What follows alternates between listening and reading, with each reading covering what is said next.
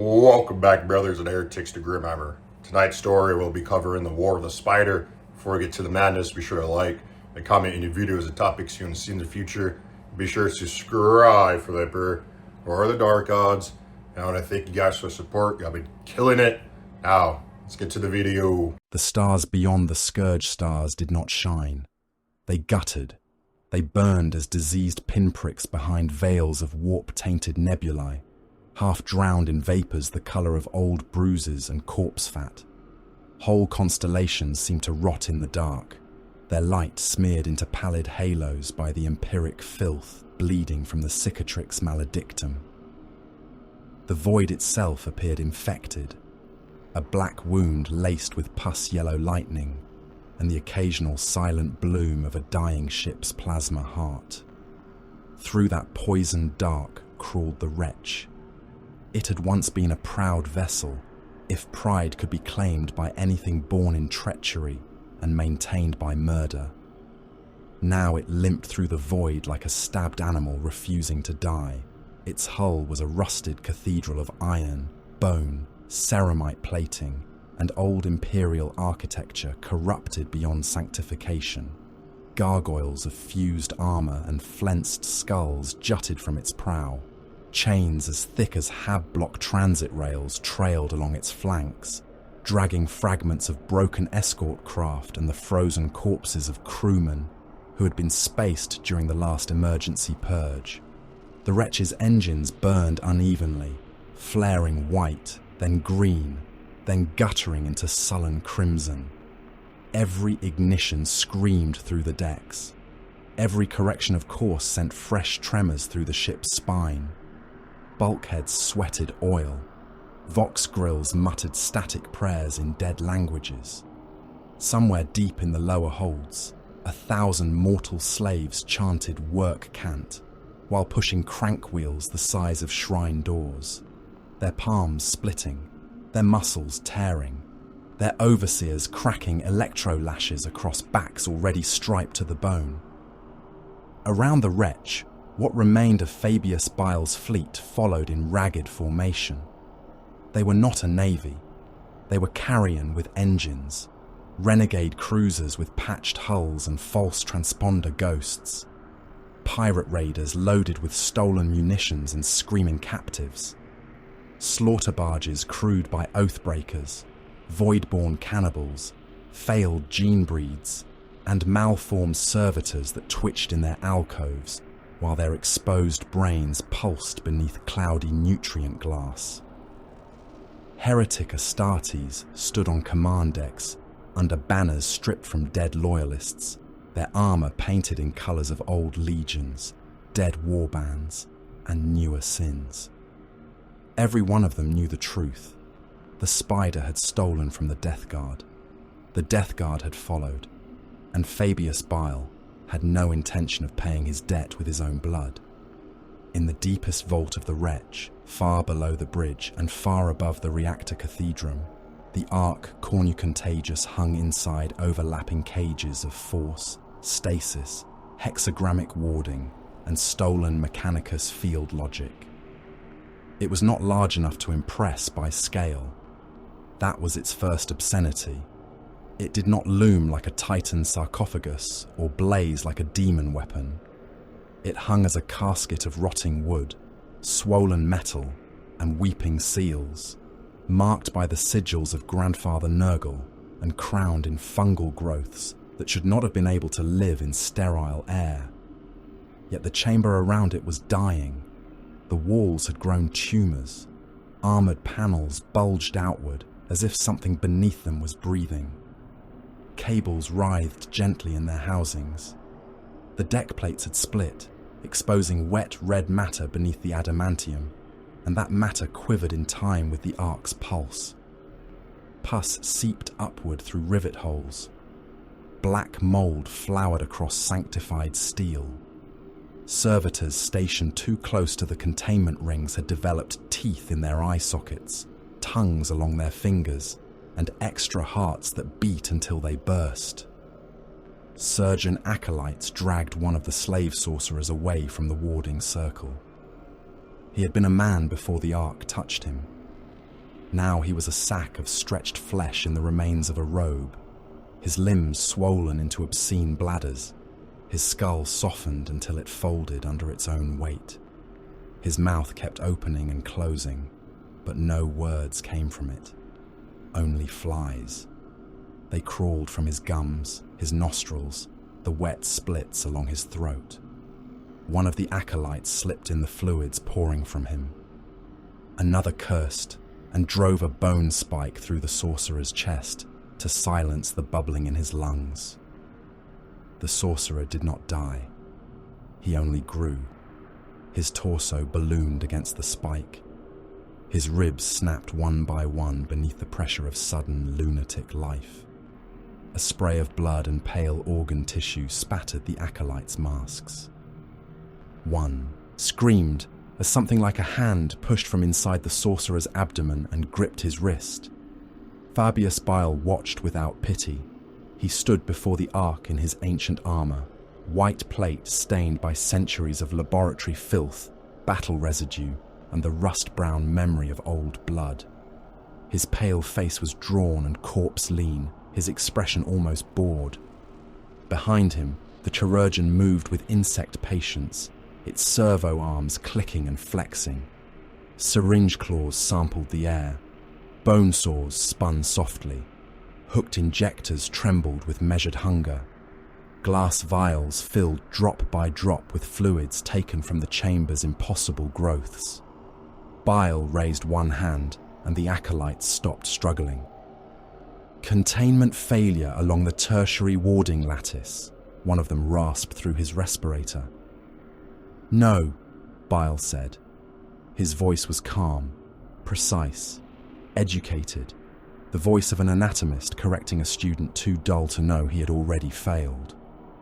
The acolyte froze. Bile stepped closer to the bloated sorcerer.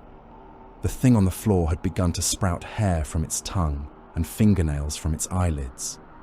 The chirurgeon descended over it in a halo of knives. This is not failure. This is enthusiasm. The bone saws kissed flesh. The chamber filled with wet cutting sounds. One of the renegade captains stood near the entrance, helm clamped beneath one arm, face twisted by anger and fear he had not yet admitted to himself. He wore battered power armor of no certain lineage, each plate taken from a different corpse and hammered into obedience. His name was Varkost, lord of the maimed cruiser Malice of St. Gerstol, and he had spent too much ammunition, too many slaves, and too many ship-blooded sons in Bile's raid to enjoy being kept ignorant. "We are bleeding ships," Varkost said. "Typhus is behind us. Our augurs drown in plague ghosts every time we make translation. My engines run hot. My crew are dying in their harnesses. You promised sanctuary after the theft." Bile did not look at him. "I promised opportunity. You promised survival. Did I?" The chirurgeon withdrew a lump of mutating tissue from the sorcerer's open chest and lowered it into a specimen flask. The flesh continued moving after immersion, growing tiny eyes across its surface. Bile watched them blink. Varkost's gauntleted fingers tightened around his helm. "I did not cross the scourge stars to become meat for the Death Guard. Yet here you are, discussing philosophy while your ship struggles to maintain plasma pressure." Bile finally turned. His eyes were dark and bright, alive with surgical amusement. Faith is merely ignorance with better posture. The captain stared at him. Bile smiled. "You believed I required comrades. I required mass, hulls, guns, warm bodies with ambition enough to be predictable. Do not look so wounded, Varkost. You are not betrayed. You are being used according to your value." Varkost's lips peeled back from his teeth. His hand moved toward his bolt pistol.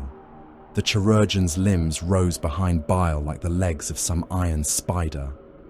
Before the renegade could draw, the vox bead at his gorget crackled.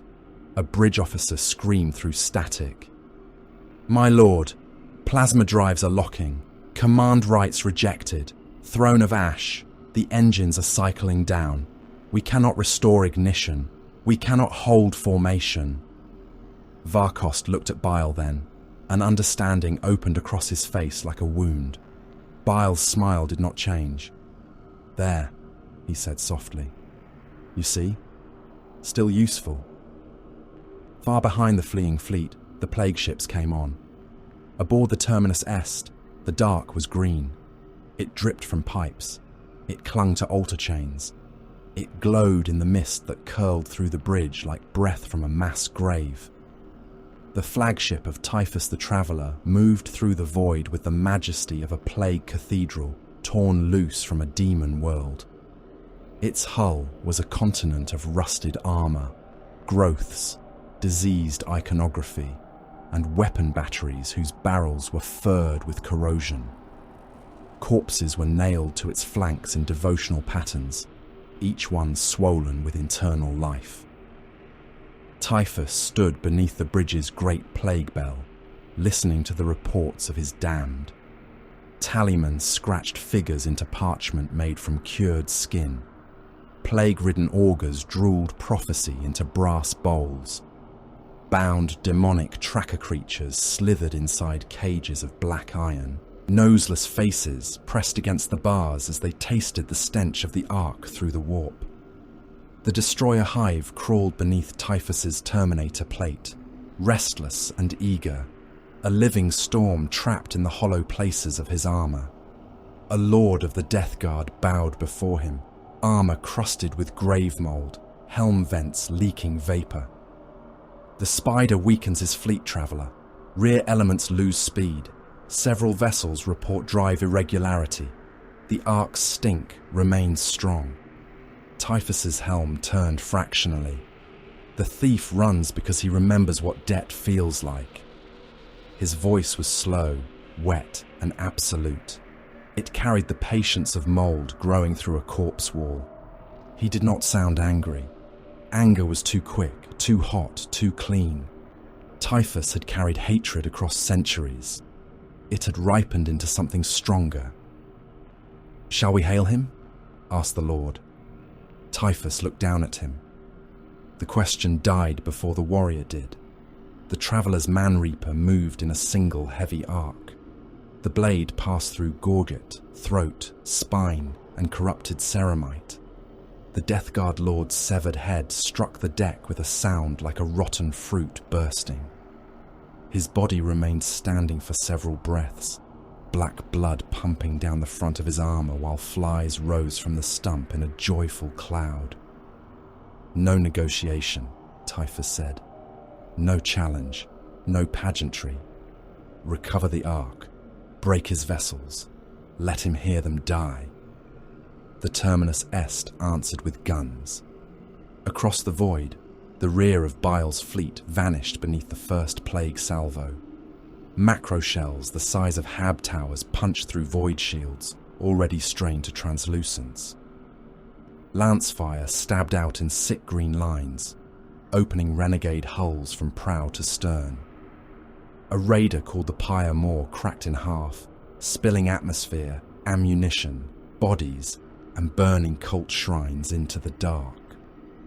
Another ship tried to turn aside, only for its engines to cough out and die under sabotage older than its captain's last complaint. Boarding torpedoes vomited from the Death Guard line.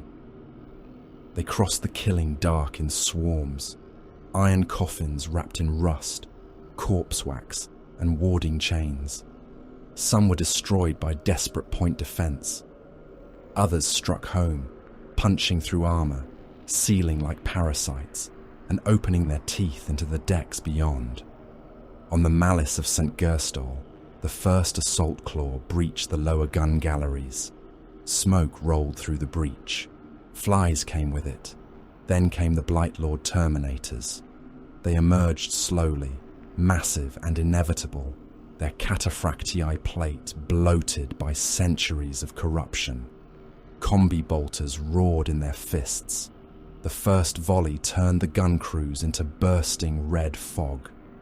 Mortal ratings vanished beneath mass reactive impacts. their bodies opening from within, bones and organs splattering across cogitator banks. One overseer tried to run and made 3 steps before a plague knife entered his back, punched through his ribs, and jutted from his chest, dripping yellow-black filth. The Terminator holding the blade leaned close enough for the dying man to see the worms crawling in his eye lenses. "Grandfather receives," the warrior gurgled. A plague spewer howled. The corridor became boiling ruin. Men melted inside their uniforms. Skin sloughed from faces in sheets. Hair burned away. Eyes burst and ran down cheeks like egg yolk. A malformed servitor dragged itself forward on track units, still trying to obey its gunnery command, until the chemical flood stripped it to a metal frame wrapped in steaming nerves. The heretic Astartes defending the ship fought back with the savagery of cornered kings. Bolters thundered. Chain axes screamed. Plasma fire lit the galleries in blue-white flashes, blowing plague-swollen warriors apart in chunks of armor and meat that continued crawling after they hit the deck. One renegade champion drove his power sword through a Blight Lord's chest and twisted, only for the Death Guard to seize him by the helm and crush his skull slowly enough that the champion's last Vox transmission was a wet, rising shriek. All across the rear guard, similar deaths bloomed. Bile listened to them. In the laboratory of the wretch, the dying spoke through the Vox in layers of fury, pleading, blasphemy, and static. "Spider, damn you! Our drives are dead. Bile, you swore by the gene. Open a translation path. They are inside the walls. Curse, you, primogenitor. My lord, the reactor is breached. Help us! Help us! Help us!" Bile adjusted the containment field around the ark by a fraction of a degree. The casket pulsed. The tumours in the walls shivered. One of the acolytes began to cough, then vomited a stream of tiny white maggots into his mask. Bile made a note of the reaction and signalled for the acolyte to be restrained before he contaminated the control sample. On the hololithic display before him, Varkost's ship stalled fully. Its engines screamed themselves into silence. The Death Guard closed around it like carrion beetles. Another of Bile's escort vessels attempted emergency translation and tore itself open against the wrong edge of the warp, folding inward until its hull became a bright knot of metal and meat. The wretch continued onward. "Data archive," Bile said. A servo skull drifted closer, parchment strips fluttering beneath it. "Record observed effects. The Ark's corruption remains aggressively expansive under layered restraint. Mutagenic pressure increases in proximity to psychic reinforcement. Flesh growth is not random, merely unconcerned with host survival. Planetary application remains theoretically viable, though vulgar, inefficient, wasteful." The chirurgeon clicked behind him. Bile looked upon the Ark with the nearest thing to affection his ruined soul could counterfeit. Nurgle's children see a blessing. Typhus sees property. The faithful see relics because they lack the wit to see mechanisms. He reached toward the field, stopping just short of its trembling edge. "I see instruction." The Ark answered by swelling. For a moment, the casket's rotting boards flexed outward. The sigils cut into its surface bled green light. A wave passed through the chamber. 2 bound mutants in the far alcove erupted into accelerated growth, spines lengthening, jaws splitting, organs multiplying until their bodies tore apart under the abundance of themselves. Their handlers hacked them down with cleavers before the growth could crawl free. Bile did not flinch. "Not apocalypse," he whispered. "Not plague, not worship.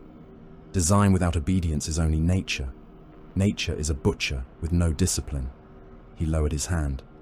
"I will improve upon you." Far behind him, the last of the sabotaged ships died.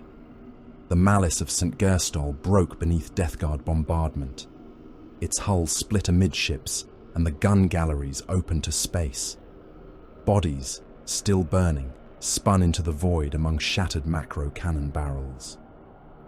Varkost's final transmission came as a snarl, broken by wet choking. "I will wait for you in the eye, Spider." Bile inclined his head, as if acknowledging a patient's final breath. "You will be fortunate to remain coherent enough to resent me." The wretch reached the outer threshold of safe translation. On the terminus est, the demonic liquid in the caged reliquary began to thrash. It was held in a vessel of black iron and plague glass, though vessel was too kind a word for the thing. The liquid had eyes in it, mouths, small, drowning faces that rose and sank beneath its viscous surface.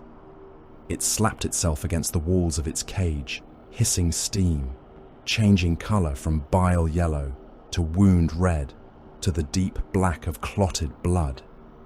The tallymen fell silent. The augurs began to bleed from their ears. Typhus approached the reliquary. The destroyer hive stirred beneath his armour, insects pressing against the inner surfaces of his plate, eager to be released into warm lungs and open mouths. The demonic liquid stretched itself upward, forming a trembling column. Within its surface, the stars rearranged. A broken gate of worlds appeared, dead bastions, shattered orbital plates, fortresses abandoned to ash, a region of old Imperial arrogance and newer ruin. The Cadian Gate. Typhus stared at the vision. Around him, the bridge waited. No warrior spoke. No slave breathed loudly. Even the flies seemed to pause in their circling. "The spider seeks broken walls," Typhus said. "He thinks ruin will hide him." The plague bell above him tolled once, though no hand had struck it. "Set course, all vessels. Let the warp carry our rot in his wake. The Ark returns to Grandfather's garden, and Bile will learn that theft is merely another word for infection awaiting symptoms." The terminus est turned. Across the poisoned, dark, plague ships followed, slow and certain as disease. Ahead, the wretch tore open a wound in reality and entered the warp. Its surviving fleet followed in diminished silence. Men and monsters aboard every vessel looked upon their consoles, their dead, their failing systems, and wondered which of them had already been marked for sacrifice. Fabius Bile stood before the Ark, cornucontagious as the immaterium swallowed the ship. He did not pray. He did not thank gods.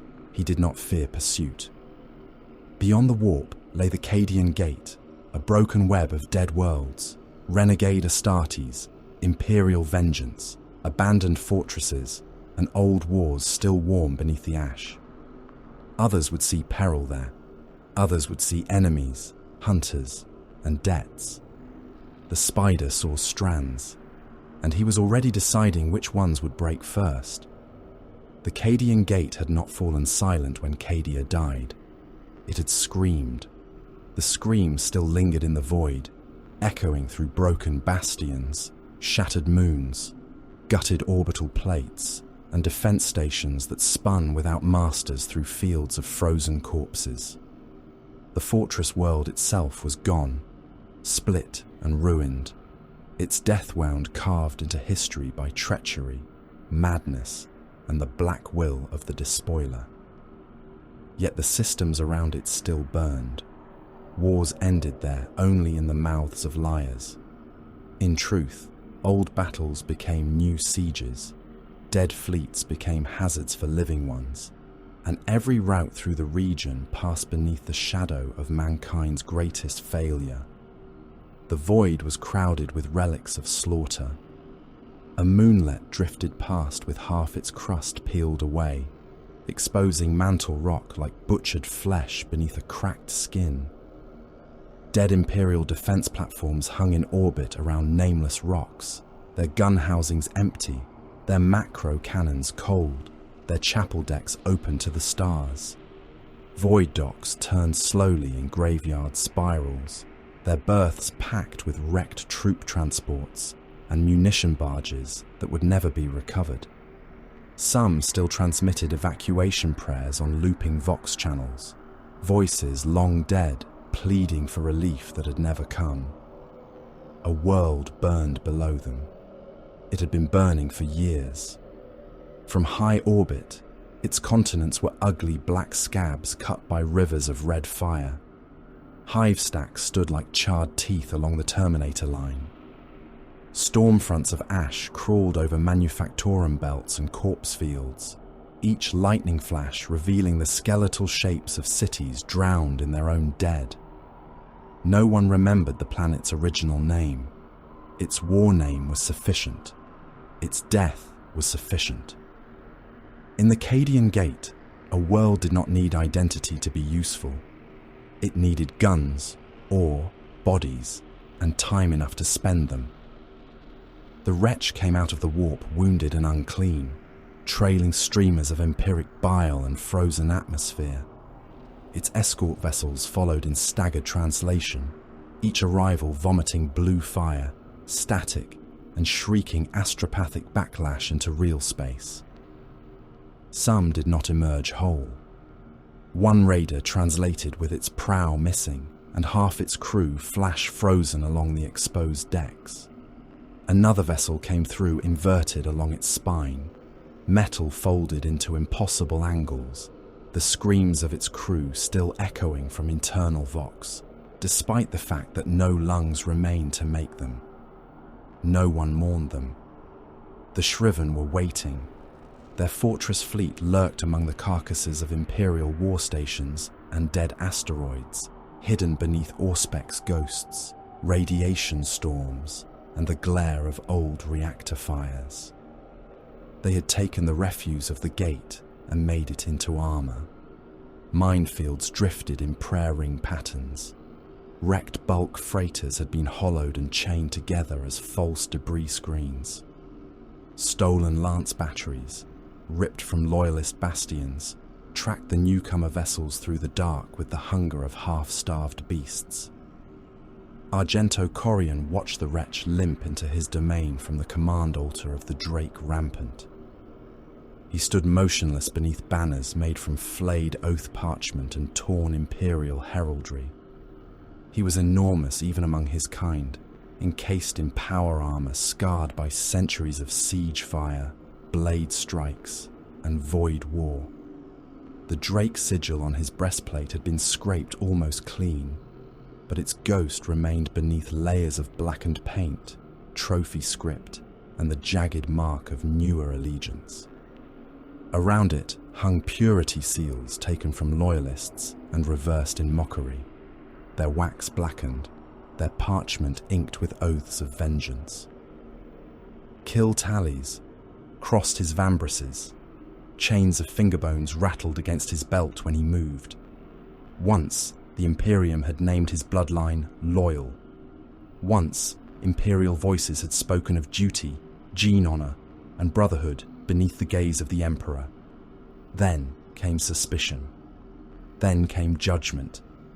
Then came execution orders barked from golden throats and transmitted through sanctified command channels. Corian remembered the moment the Imperium's mask slipped. He remembered learning that loyalty meant nothing when authority required a victim.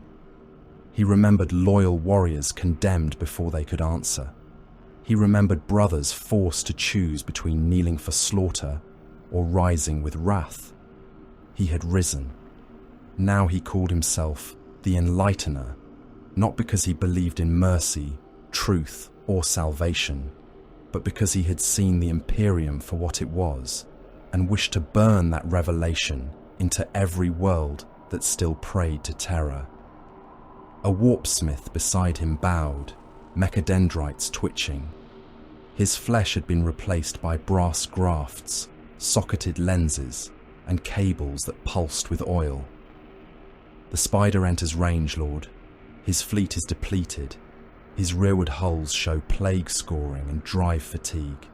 We could open fire and take his prizes from the wreckage. Corian did not answer at once. Below his command dais, shriven warriors stood in disciplined disorder. They were Chaos Space Marines, but not mindless reavers howling for blood. They were post-human killers with a supply problem, a hatred problem, and a future narrowing by the hour.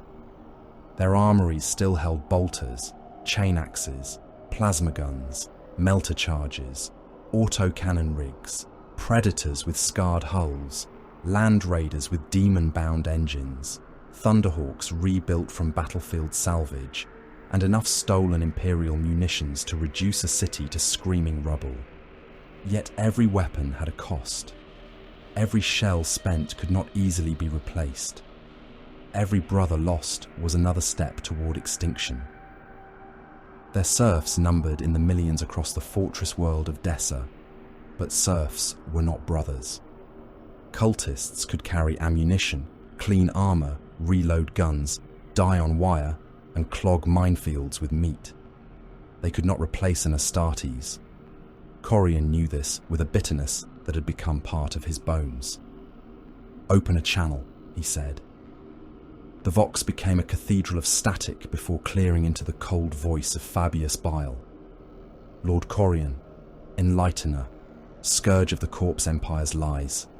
I had hoped your reputation was not exaggerated." Corian's helm lenses burned a hard red. "Flattery is thin armor, Spider. Your enemies are close behind you. That makes you either desperate or careless.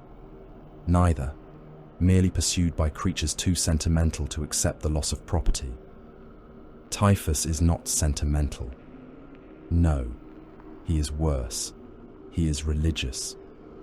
A murmur passed through the shriven on the command deck. Some laughed through Vox grills, others did not. The Death Guard were not enemies to dismiss. There were warriors among the shriven who had fought plague companies in the old dark between campaigns. They knew the slow horror of them. A Death Guard assault did not break like a mortal charge. It seeped, endured, and choked. It made courage rot inside its armor. Corian descended the steps of the command altar, each tread heavy enough to make the deck plates groan. "You bring the traveler to my gate," he said. "You bring stolen contagion. You bring half a fleet and expect sanctuary. I bring more than that." The hololithic image of Bile shimmered into shape above the strategium pit. He appeared lean, pale, and corpse calm, his armor marked by old sins rather than fresh glory. The chirurgeon moved behind him in patient arcs, its limbs glittering with surgical intent. "I bring continuance. Your warband bleeds. Your fortress world is strong, but strength without renewal is only a slower form of death. You have guns. You have hatred. You have warriors worthy of more than dwindling behind minefields until the Imperium or the Plague God's lapdogs grind you down." A shriven champion snarled from the lower deck. "We are not patients for your knives." Bile turned his eyes toward the speaker, though the hololith flickered as he moved. "All Astartes are patients who mistake their diagnosis for destiny." The champion reached for his chain axe. Corian raised one hand. The warrior stopped, not from fear, but from obedience to a chain of command still stronger than insult. Bile continued. "The Imperium made you weapons, and then condemned you for being sharp. It birthed you in gene vaults, trained you to kill by doctrine and catechism, then declared you impure when politics demanded blood. You call yourselves shriven, stripped, judged, cast out. I can make that name obsolete. What would you make us?" Bile smiled. "Better." Dessa received the spider beneath a sky of black iron clouds. The fortress world was not beautiful. It had been made useful, which was the only beauty Chaos and the Imperium ever truly agreed upon. Mountain bastions crowned its equatorial ranges. Macro cannon housings peered from cliff faces.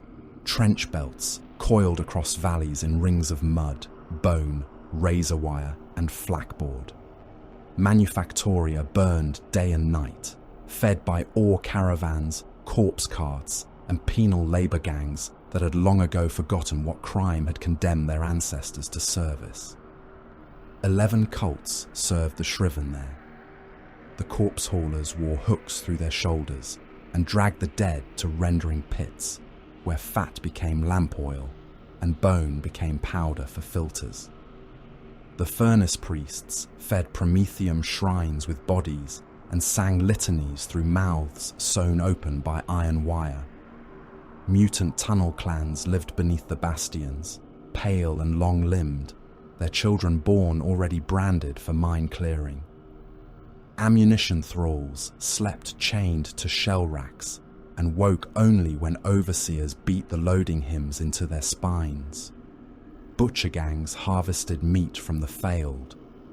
False prophets preached that Corian had come to free mankind from terror, though none could explain why freedom required so many mass graves. Above them all stood the shriven. Astartes moved through the fortress cities like walking verdicts. Mortals stepped aside or were crushed.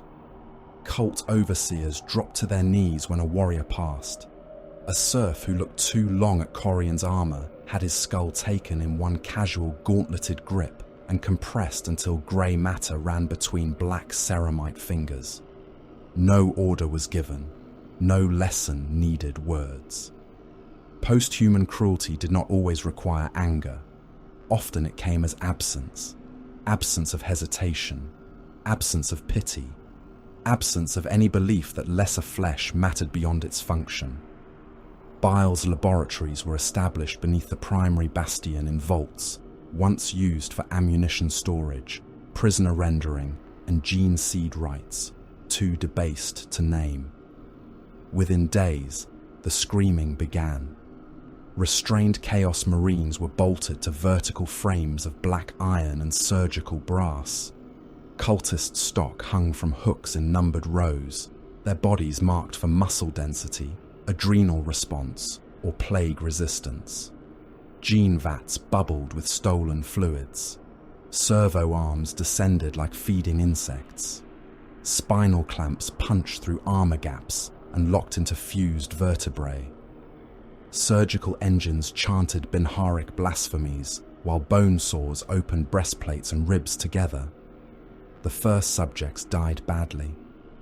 One warrior's secondary heart swelled until it burst through his sternum, pulsing on the outside of his body for 6 wet beats before exploding across the chirurgeon's limbs. Another grew too quickly inside his armor, flesh expanding against ceramite until pressure forced muscle through eye lenses, grill vents, and damaged seals. A third laughed for an hour while his bones lengthened and sharpened, then folded inward as if his skeleton had decided to become a cage with the meat trapped outside it. Bile watched each failure with scholarly patience. "Growth is easy," he said to his acolytes. "Control is the art." Then came the Tirata. The first that survived tore free of its frame and killed 6 handlers before Bile's paralytic darts brought it down. It had once been a shriven assault warrior. Now it was larger than an Astartes should be, hunched beneath plates forced wide by slabs of new muscle.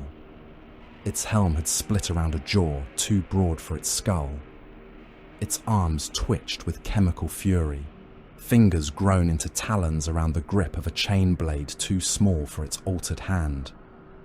It breathed like a furnace and stared at everything with the unsteady focus of a beast forced to remember it had once been a man. Corian stood before it with his chosen warriors. Some recoiled in disgust. Their helms hid their faces, but their silence spoke through posture and tightened grips. Others stared with hunger. A warrior named Malachor stepped closer, his battered bolter mag locked at his thigh, his chain axe resting across one shoulder. "If the corpse throne made us weapons," he said, voice rasping over the chamber vox. Then let the spider make us blades sharp enough to cut the hand that forged us.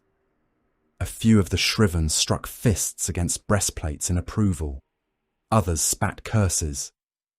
"Abomination!" growled another champion. "That thing is no brother." The Territor turned toward him, its lips peeled back. Where teeth had been, there were jagged plates of bone. Bile looked to Corian, not the monster, always to Corian, measuring, weighing, mapping the pride, the fury, the need. "And what is a brother?" Bile asked. "A shared lie, a matching gene code, a memory of an empire that ordered you butchered. You stand at the edge of extinction and still debate aesthetics." Corian looked at the Tirata. The creature strained against the restraint field, drooling black saliva onto the deck. It was ugly. It was unstable. It was powerful. "We need soldiers," Corian said.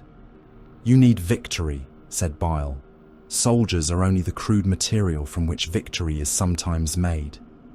The bargain was sealed not with parchment, not with oath, not with any pretense of trust. It was sealed in necessity. The shriven would shelter the wretch. They would turn their guns against Typhus when he came. They would offer warriors, cult stock, forge access, and fortress depth. In return, Bile would strengthen them. Corian believed he remained master of the exchange. That belief began to die under the spider's needles. The first procedure was minor, or so Bile claimed. Stabilizing treatments. Reinforcement against the Ark's mutagenic proximity. Protection from Death Guard contamination. Corian submitted because refusing would make him appear afraid before his warriors. And fear was one of the few currencies no warlord could afford to spend. He lay awake beneath the chirurgeon. Blades entered him with exquisite restraint. Needles found the seams between armor and flesh. Something cold travelled into his bloodstream. Something colder travelled after it. Bile spoke throughout, not as a torturer, but as a physician explaining weather. "You are an impressive specimen, Lord Corian. Prideful, certainly, but pride has kept poorer men alive. Your psychic potential remains underdeveloped, though not insignificant. Your aggression response is admirably disciplined. Your loyalty pathology is fascinating." "Loyalty," Corian said, teeth clenched, "is not pathology." "No, of course not. Forgive me. I sometimes confuse disease with symptom." Corian tried to lift one hand. He meant to seize Bile by the throat. His hand did not move. For a moment, fury flashed through him so hot that the lights above the surgical platform flickered. Then Bile leaned into view, smiling faintly. "Temporary neuromuscular isolation. A precaution. I am sure you understand." Corian did understand.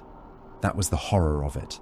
He understood the insult, the necessity, the leverage, and the benefit at once. He told himself that patience was strategy. He told himself that killing Bile now would waste the knowledge he needed. He told himself many things while the spider worked. When the restraint released, he did not strike. Later, when Bile requested access to the sealed armories beneath the eastern bastion, Corian refused. Then he hesitated. The hesitation lasted less than a breath. Long enough for Bile to see it. Long enough for Corian to feel his own will stumble over something hidden inside him. "The eastern vaults are restricted," Corian said. "Then unrestrict them." Every instinct demanded that he punish the arrogance. Instead, Corian found himself considering deployment maps, Typhus, munitions, Tirata production, survival.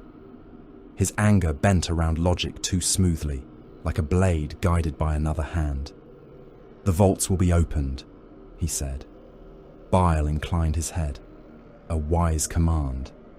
Corian hated him. He also needed him. Above Dessa, the void darkened. In the fortress Astropathicum, Slave sorcerers were chained in a circle around a basin filled with blood, engine oil, and powdered bone. Their eyes had been sewn open. Their tongues were branded with the sigils of warding and obedience. Each had been fed a sliver of warp-reactive crystal and enough narcotics to keep their minds from fleeing their bodies. They read the currents, badly at first.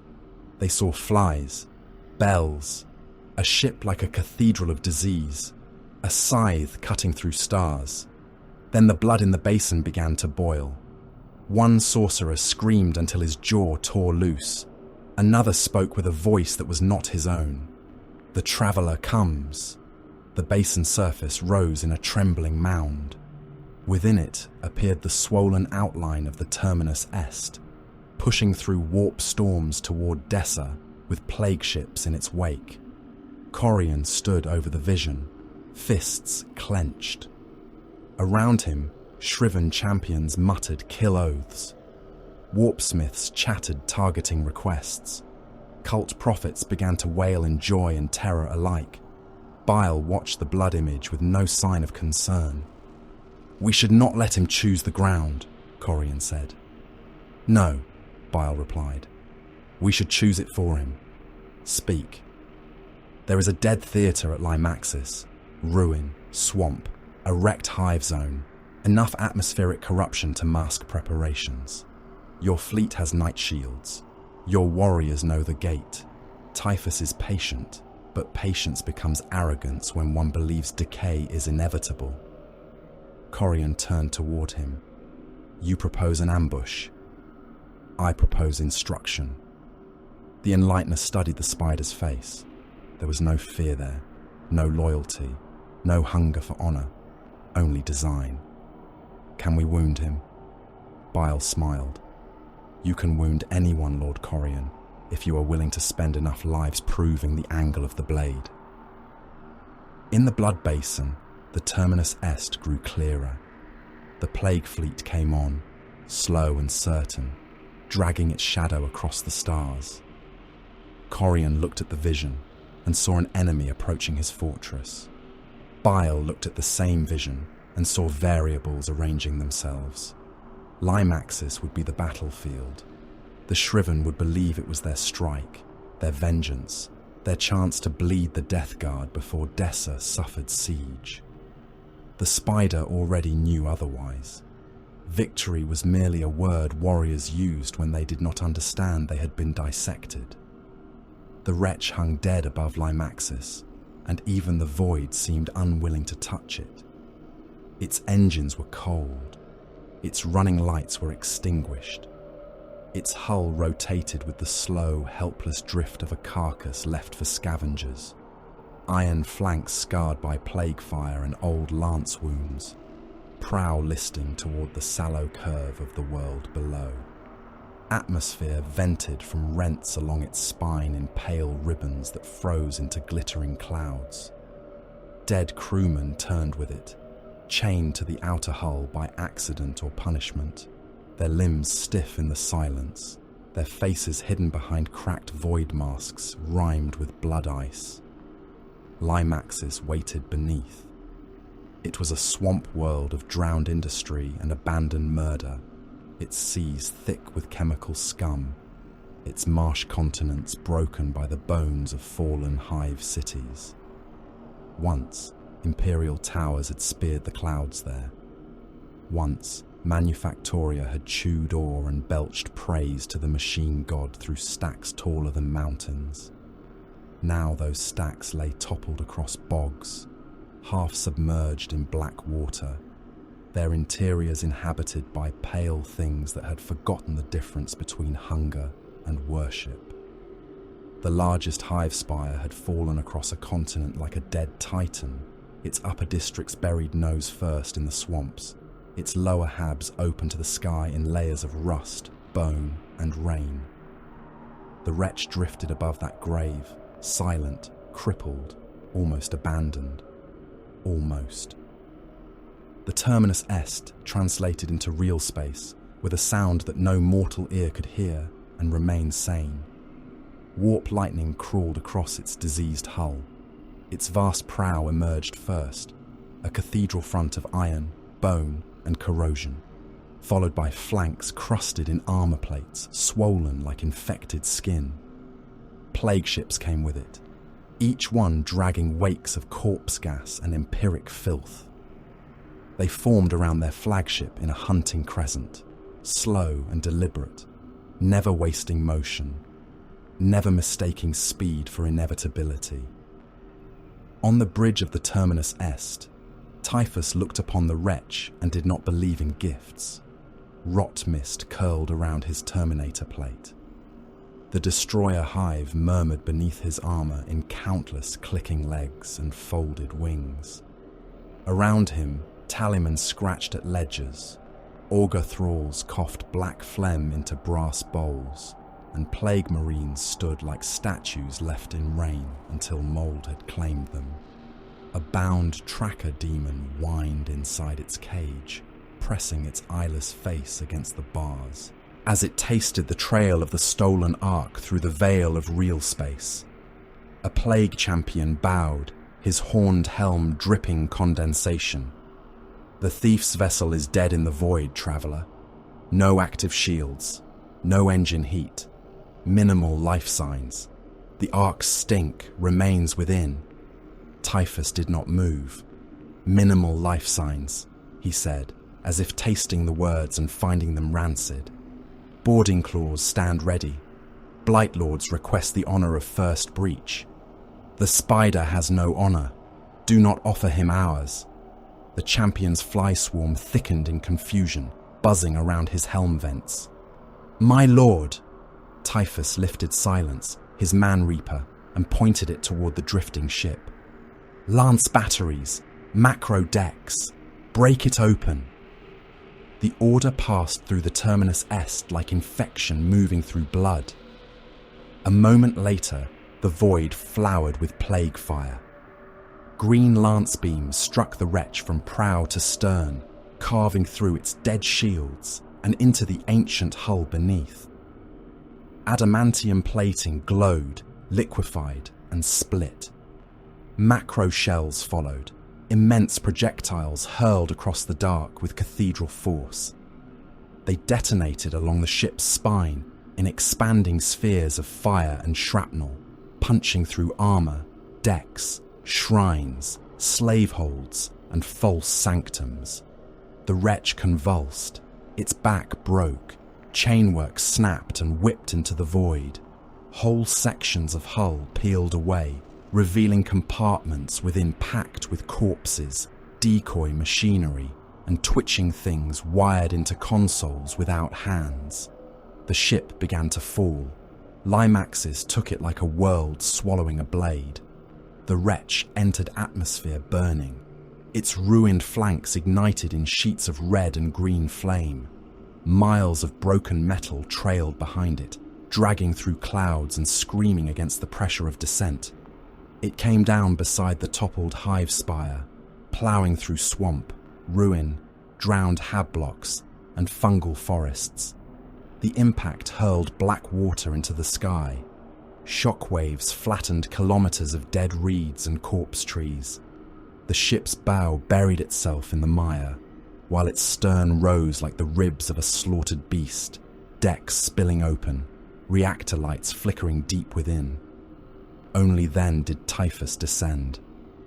Death Guard landers fell through Limaxis's poisoned rain in tight, ugly formations.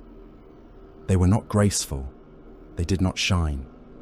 They came down as rusted wedges, diseased bricks of armor and thrust, their hulls daubed with plague scripture and old legion marks.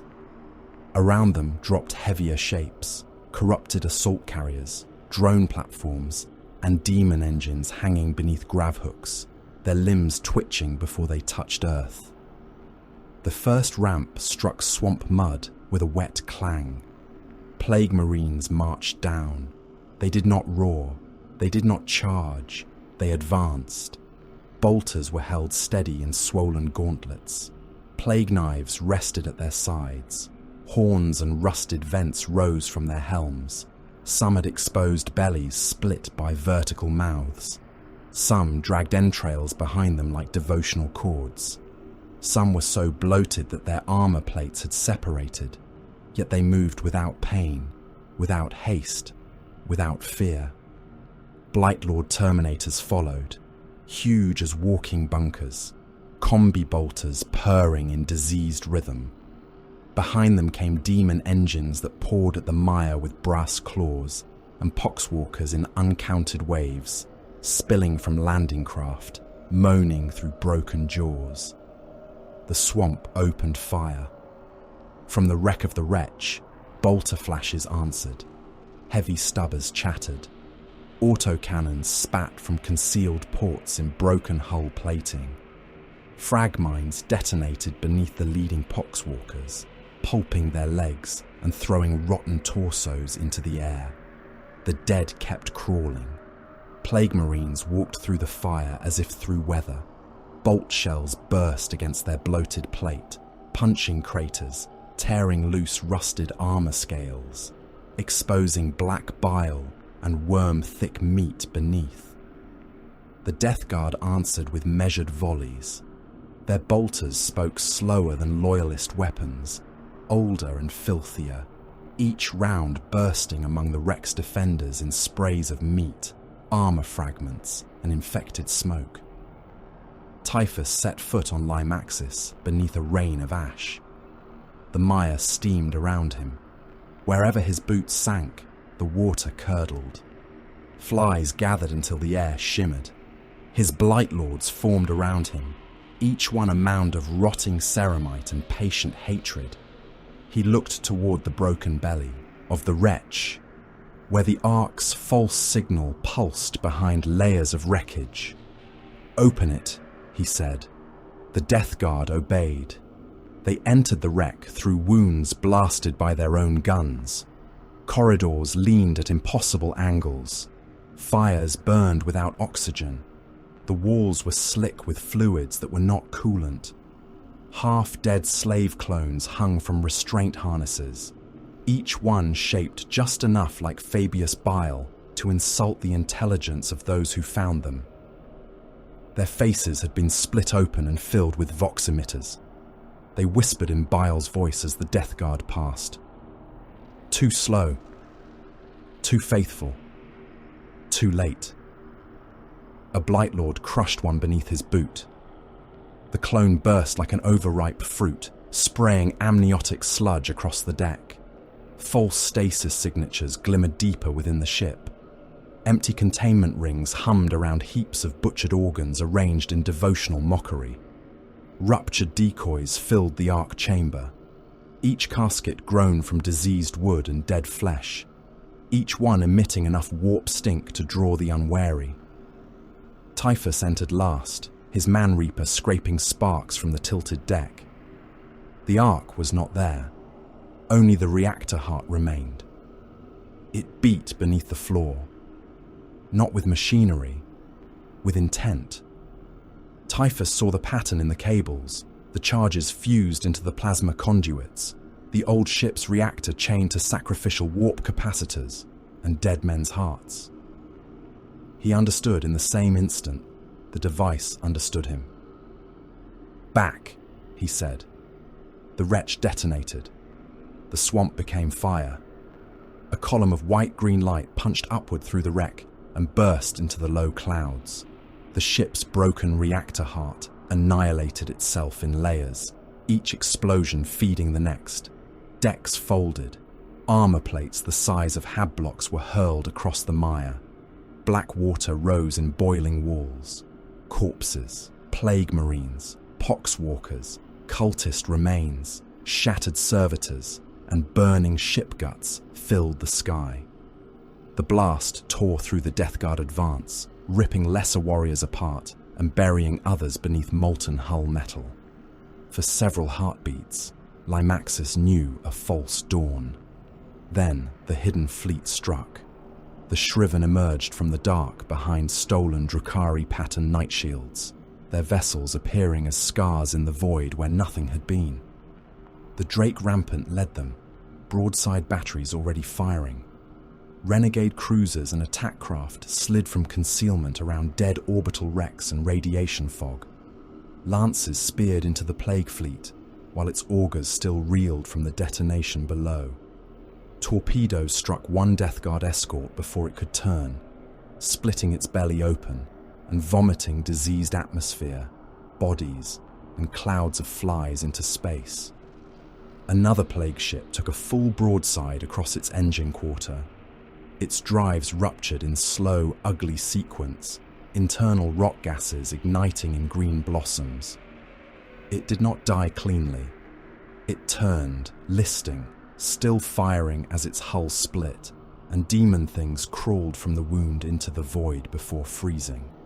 The shriven howled across the Vox, not like madmen, like warriors who knew how much each shell cost and fired them anyway.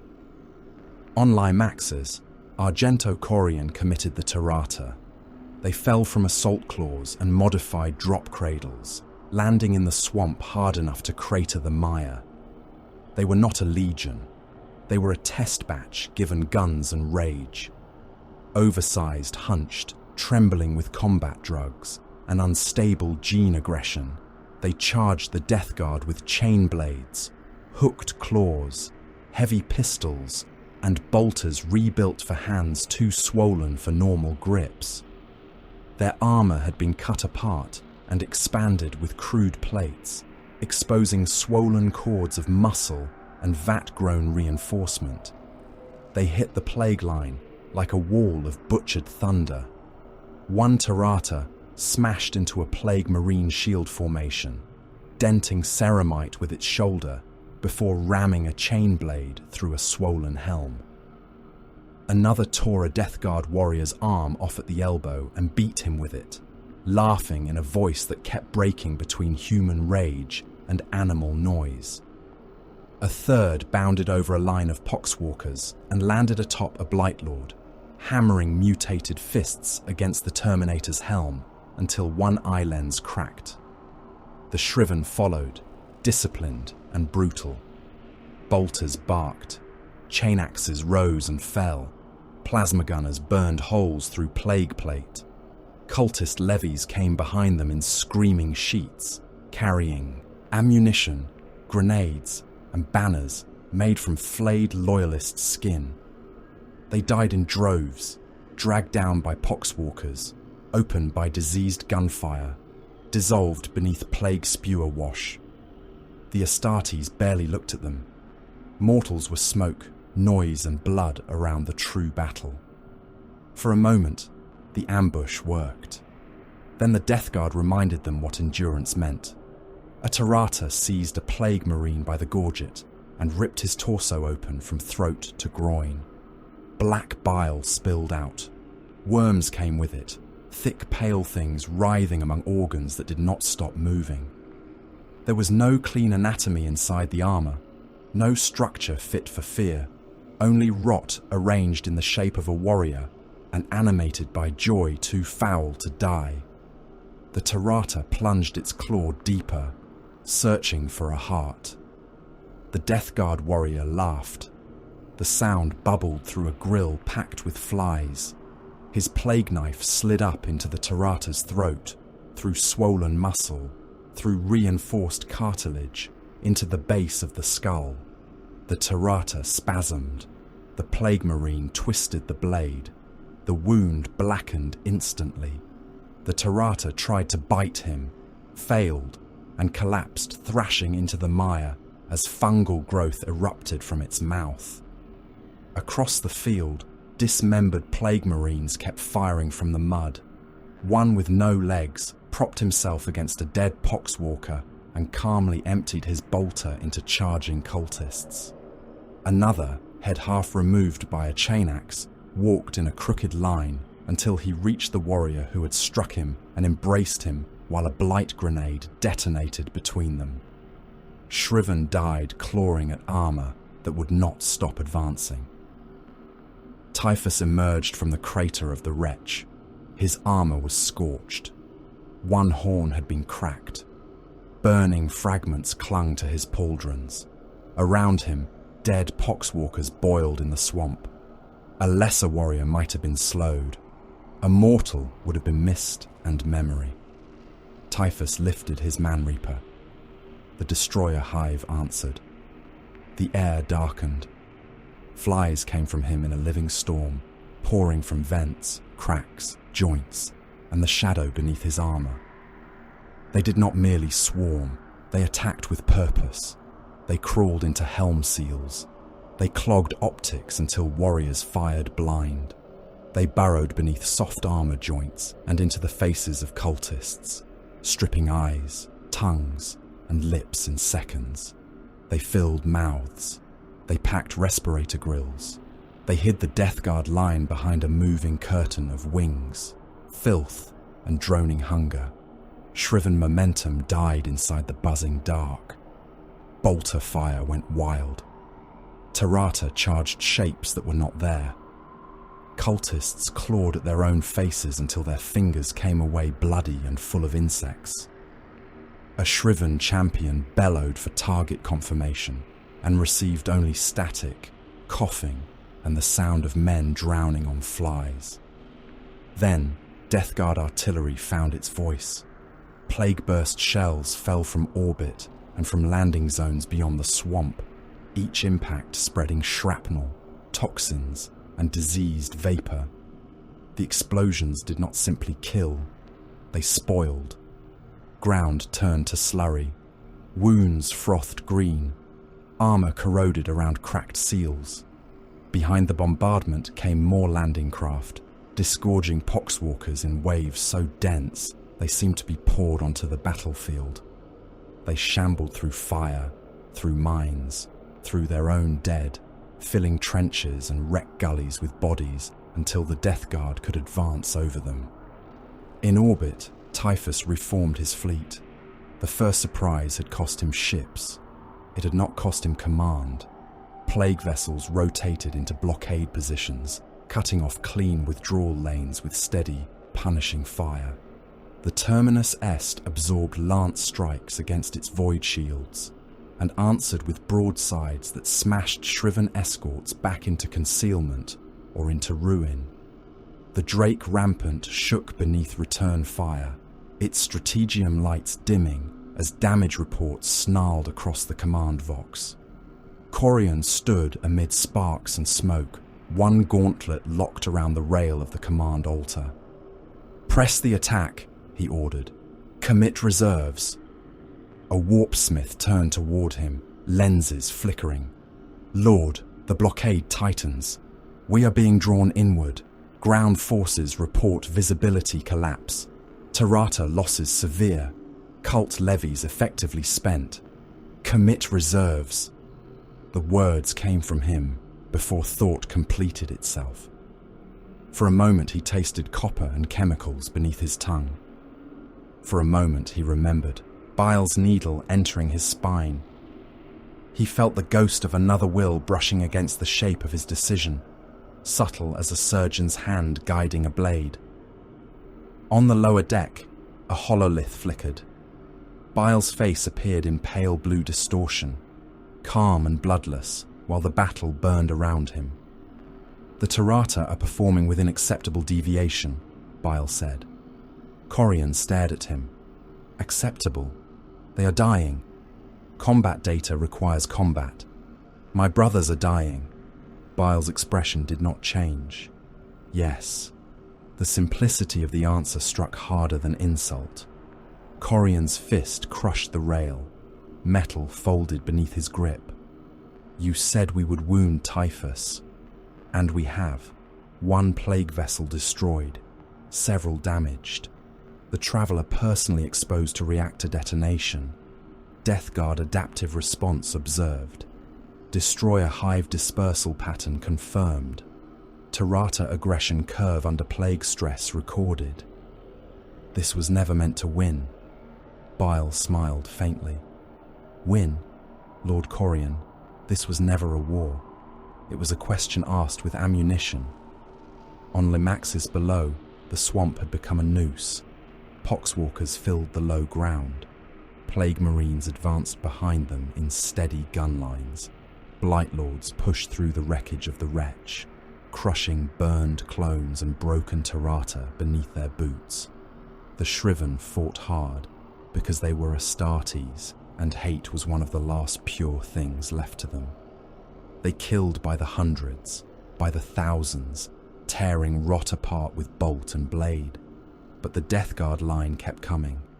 The flies made a night inside the day. The bombardments walked behind them, herding them toward extraction zones that were already under fire. Corian watched icons blink out. Each one was a warrior. Each one was armor, memory, gene seed, hate, centuries of war. Not replaceable, not like cultists, not like slaves, not like vat meat. Spent. That was the word that came to him. Spent by the spider. Bile looked away from him on the hololith, already dictating notes to unseen acolytes. "Begin withdrawal," Corian said at last. This time, the words were his own, and they tasted like defeat. Below, the dead ship burned in the swamp. Above, plague ships tightened the ring. Between them, the shriven died buying time for a man who had never believed time belonged to anyone but himself.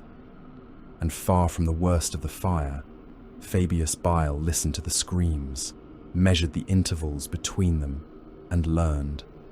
Limaxis burned in colours no clean world would recognize. The swamp did not smoke. It breathed. It exhaled chemical fire through ruptured mire and split pools of industrial sludge.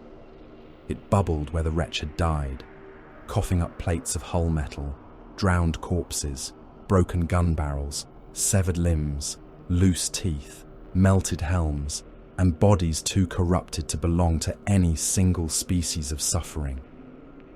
The wreckage of the dead ship lay across the marsh like the carcass of a void beast, dragged down and butchered by the planet itself. Its prow had buried itself beneath kilometers of black water. Its stern still rose toward the diseased clouds, burning from within, each internal detonation briefly illuminating decks slick with blood, fungus, and torn cabling. The failed ambush had left the swamp carpeted with ruin. Terrata corpses lay in heaps where they had overextended and died. Some had been reduced to meat blown from their armor by disciplined bolter fire. Others still twitched despite having no heads, their drug-ruined muscles refusing to accept that command had ceased.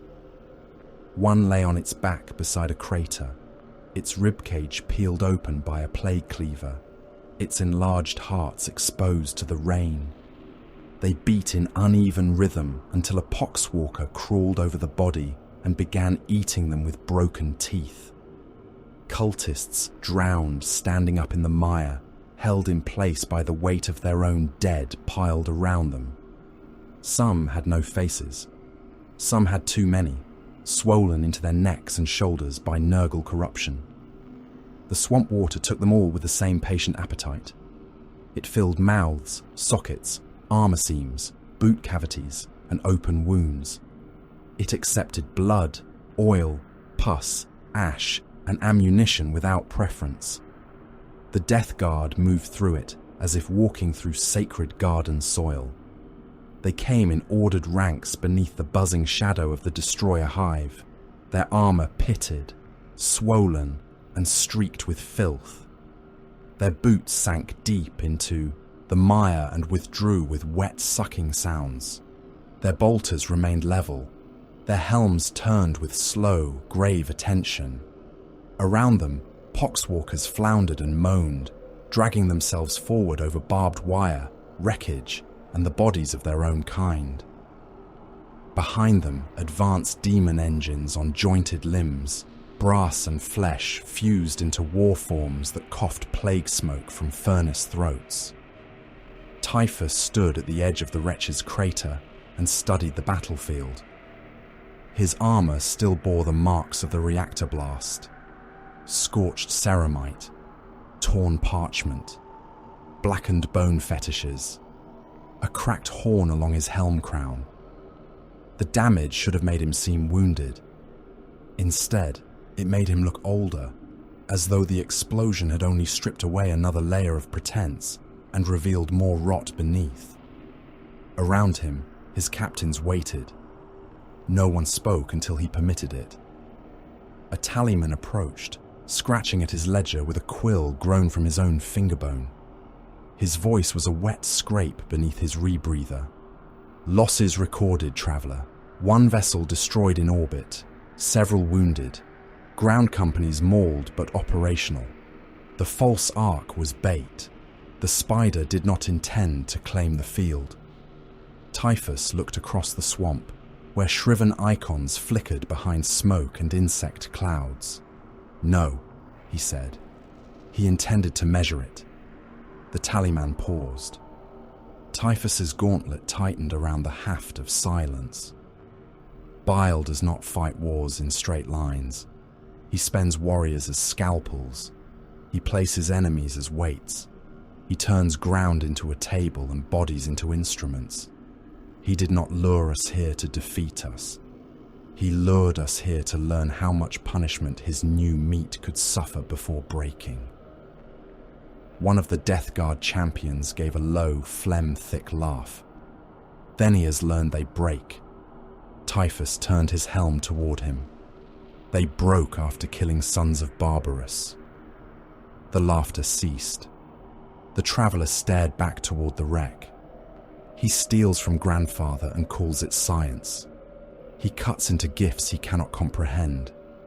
He believes rot is crude because it is generous. His voice dropped into something colder than anger. He is not merely a thief. The destroyer hive stirred beneath his plate, wings brushing against internal armor walls. He is a rival blasphemy. The counterattack began without haste. That was the horror of it. No berserk roar carried the Death Guard forward. No glorious charge shook the marsh. Artillery spoke first. Plague-burst shells arced from corrupted gun platforms hidden beyond the fog, rising in heavy parabolas before descending into the shriven beachhead. Each impact burst with rusted shrapnel, diseased vapor, and alchemical filth. Trenches filled with green mist.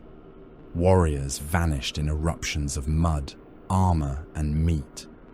Cultists clawed at their throats as their lungs liquefied behind their ribs. Ammunition crates corroded and cooked off in stuttering chains of secondary blasts. Then came the armor. Corrupted predators rolled through the swamp on grinding tracks, their hulls swollen by demon growths, their lascannons pitted yet accurate. Hellbrutes lurched beside them, each one a walking sarcophagus of hate. Old dreadnought frames packed with mad flesh and plague blessings. Bloat drones skimmed low over the mire, their rotors chopping insect clouds into paste, while plague spitters washed shriven firing pits in streams of chemical death. Behind them walked the infantry. Bolters held steady, step by step, volley by volley. The shriven line compressed beneath that pressure. Their first advance had become a shrinking wound. Their champions shouted through corrupted vox channels, ordering fallback by squads, by gun nests, by the surviving Tarata knots still capable of listening. They fought with the fury of betrayed angels and the discipline of warriors who had survived too long to mistake rage for strategy. A wounded shriven lay against the broken flank of a chimera wreck, both legs gone below the knees, his armor cracked open at the waist. He fired his bolter one-handed into the fog until the magazine clicked empty. A brother in blackened drakeplate reached him. "Gene Seed," the fallen warrior rasped. The standing Astartes looked down. For a moment, there was recognition. Not pity, never pity. Recognition of utility, of shared war, of bloodline. Then he drew a combat blade and drove it through the wounded. Warrior's throat seal. The blade twisted. The dying warrior convulsed. The standing Astartes cut open the chest plate with practiced movements, reached inside, and tore out what could be saved before the Death Guard or the swamp claimed it. He took ammunition next. Grenades, a functioning targeting lens, a strip of oath parchment. Then he left the corpse facing the enemy. Farther down the line, cultists were ordered into open ground. They obeyed because obedience had been burned into them with hooks, hunger, and faith.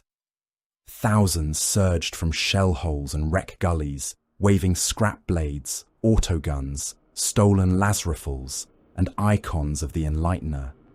They screamed Corian's titles. They screamed hatred of terror. They screamed because the Astartes behind them had guns and would kill any who turned back. The plague fire met them in sheets. Bodies opened. Heads burst. Ribs unfolded under bolter impacts. Men fell in strings, in clumps, in sprays, their deaths buying seconds for the shriven to drag heavy weapons back, reset firing lanes, and withdraw their post-human assets from encirclement. Space Marines did not think of it as cruelty. Cruelty implied indulgence. This was arithmetic. Mortal bodies absorbed enemy fire. Astartes' bodies did not. Therefore mortals stood in the open. Corian fought where the pressure was worst. The Enlightener came through the fog surrounded by witchlight and bolter fire, his armour split along the pauldron and chest, old drake markings almost hidden beneath blood, swamp filth, and ash. One helm lens was cracked, spilling red light in jagged fragments. His blade was a corrupted relic of loyalist origin, its edge black with sorcerous heat, its fuller packed with clotted gore. Around his left gauntlet, psychic force coiled like a serpent made of burning scripture. A plague marine raised a melter gun. Corian hurled him backward without touching him. The warrior's armour folded inward, as if crushed by an invisible fist, ribs and ceramite snapping together. Black bile jetted from his grill. Corian strode through the spray and cut another Death Guard warrior from clavicle to hip, the blade dragging through armour, organs, and colonies of fat white worms. His vox was filled with voices, shriven praying by habit and cursing by choice, cult prophets begging him to deliver them, warpsmiths demanding ammunition counts, Bile's acolytes requesting specimen corridors, dying brothers transmitting kill oaths through crushed lungs. Corian answered them all with fury. Stand, sons of the shriven, stand and make their garden a charnel pit. Let terror hear us through the rot. Let the corpse throne choke on our names. He smashed into a Blight Lord with enough force to drive both of them knee-deep into the mire. The Terminator's combi bolter roared at point-blank range, shells detonating across Corian's breastplate, cracking ceramite and punching fragments into the flesh beneath. Corian seized the weapon, bent it aside, and drove his blade under the Terminator's helm. Sorcerous fire erupted through the eye lenses. The Blight Lord staggered, gurgling laughter, and Corian tore the helm free with a wet crack of cabling and spine. For a moment, he believed every corpse proved his strength. For a moment, the battlefield agreed. Then the Poxwalker waves arrived. They came from the drowned hive, from the wrecked lower decks of the wretch, from landing craft bellies, from the swamp itself. Former workers still wearing rotted hazard suits. Swamp drowned civilians bloated with gas. Cultists who had died an hour before and now stumbled beneath new masters. Dead crewmen with void frost still clinging to their hair. Failed mutants whose flesh had accepted Nurgle more readily than Bile's refinements. They shambled in their thousands, then tens of thousands, a grey-green tide of arms, teeth, and plague-swollen bellies. Minds vanished beneath them. Explosions hurled limbs into the air, but the gaps closed at once. Firing lanes clogged with infected meat. Heavy bolters overheated. Autocannons chewed through bodies until their barrels glowed. Plasma gunners wasted precious shots burning corridors through the dead, only to see more poxwalkers stumble through the steam. Shriven warriors cursed and kept firing. Ammunition counters fell. Warnings blinked red across helm displays. Behind the dead came the true killers, plague marines advancing with bolters steady and plague knives ready. Bile moved, through the slaughter, like a man crossing a lecture hall. He had no interest in commanding the retreat. That was Corian's function, and functions were to be used. Bile's attention remained fixed on opportunity. His surgeon acolytes followed him with mobile dissection carts that crawled on insect legs over the broken ground.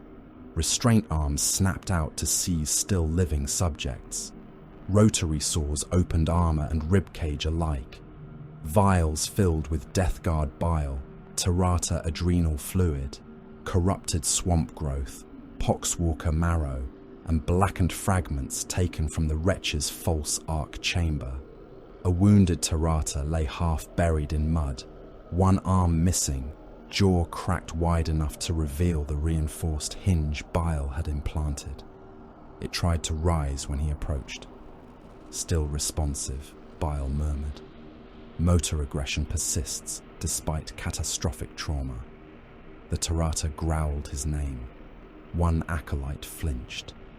Bile did not. He placed a hand on the creature's torn helm. Be still.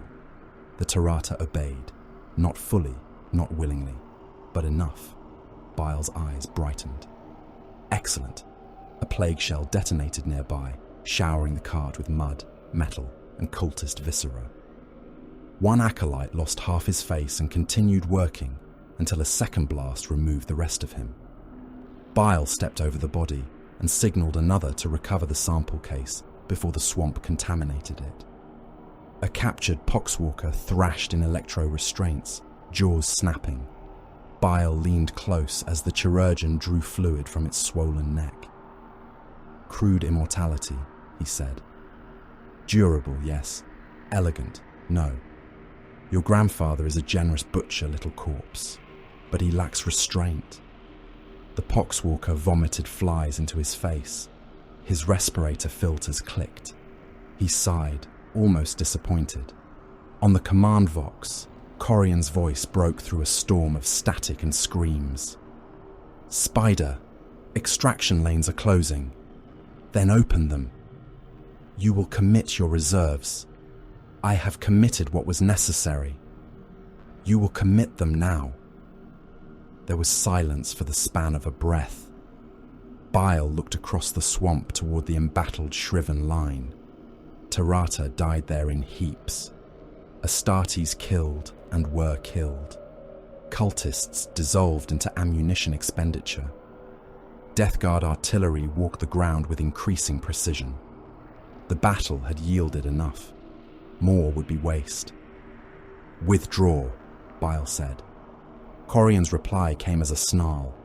We can still break them. No, you can still die usefully. That is not the same thing. 3 shriven Thunderhawks descended through smoke and anti-aircraft fire, their engines howling, hulls scarred by flak bursts and insect impacts. Behind them came an Emperor's Children Stormbird, ancient and obscene in white and purple, its wings marked by surgical sigils rather than legion pride. It fell from the clouds like a blade, nose guns hammering the swamp, heavy bolters cutting lanes through poxwalkers and plague drones. Corian saw them through his cracked lenses. Every instinct demanded he stay. Typhus was on the field. Death Guard died beneath his blade. His warriors watched him. His name required victory. His hatred required proof. Then something inside his blood tightened. Not pain, not command. A pressure behind the decision, soft as a hand laid upon the base of his skull. Withdraw. He bared his teeth inside his helm. No. The pressure remained. He looked toward the fog where Typhus advanced, immense and patient beneath the swarm. He looked toward the shriven icons blinking out. He looked toward the Thunderhawk settling into the mire, ramps opening, gun servitors firing until their barrels shook loose from their mounts. "Fall back to extraction," Corian ordered. The words tasted like another man's tongue. His warriors obeyed. Shriven moved backward by fire teams, dragging what ammunition and gene seed they could, executing what wounded they could not carry. Cultists were left in firing pits with empty guns and devotional knives. Some begged for rescue. Some cursed their lords. Some kept shooting until plague knives found them. The Tarata that could still move were herded toward the transports with shock prods and coded vox pulses. Those that could not were abandoned, still killing, still roaring, still proving useful. Corian was last to board. A plague marine reached the ramp behind him, belly split open, entrails dragging through the mud. Corian turned and cut him in half. The upper body fell, laughed, and tried to crawl. Corian stamped down until the helm burst beneath his boot. The Thunderhawk lifted under fire. Bolter shells hammered its underside. A plague missile struck one engine and blew a chunk of wing away, but the craft kept rising. Through the assault ramp's closing jaws, Corian saw Typhus in the mire below. The traveller did not run after them. He did not rage. He simply watched. On the ground, surrounded by the dead and the buzzing dark, Typhus raised his scythe in acknowledgement, threat, or promise. Perhaps all three. The destroyer hive swirled around him like a living cloak. A plague champion beside him growled, "They flee, Lord. We can pursue. We can drown their extraction path." Typhus looked toward the rising craft, then toward the wider swamp, the burned wreckage, the dead Tarata, the poisoned samples Bile had left behind without caring whether they were found. No. The champion shifted, armor joints squelching. The Ark escapes. The Ark calls. It will call again. Rot does not require haste. Typhus turned back toward the Death Guard line, where poxwalkers continued to trudge through minefields and artillery began marking new corridors of advance. Contain them, pressure them, let the spider spend his allies, let his shelter become his cage. The Death Guard did not cheer. They received the order like soil receiving rain. In the Stormbird's hold, Bile stood among specimen canisters while the wounded screamed around him.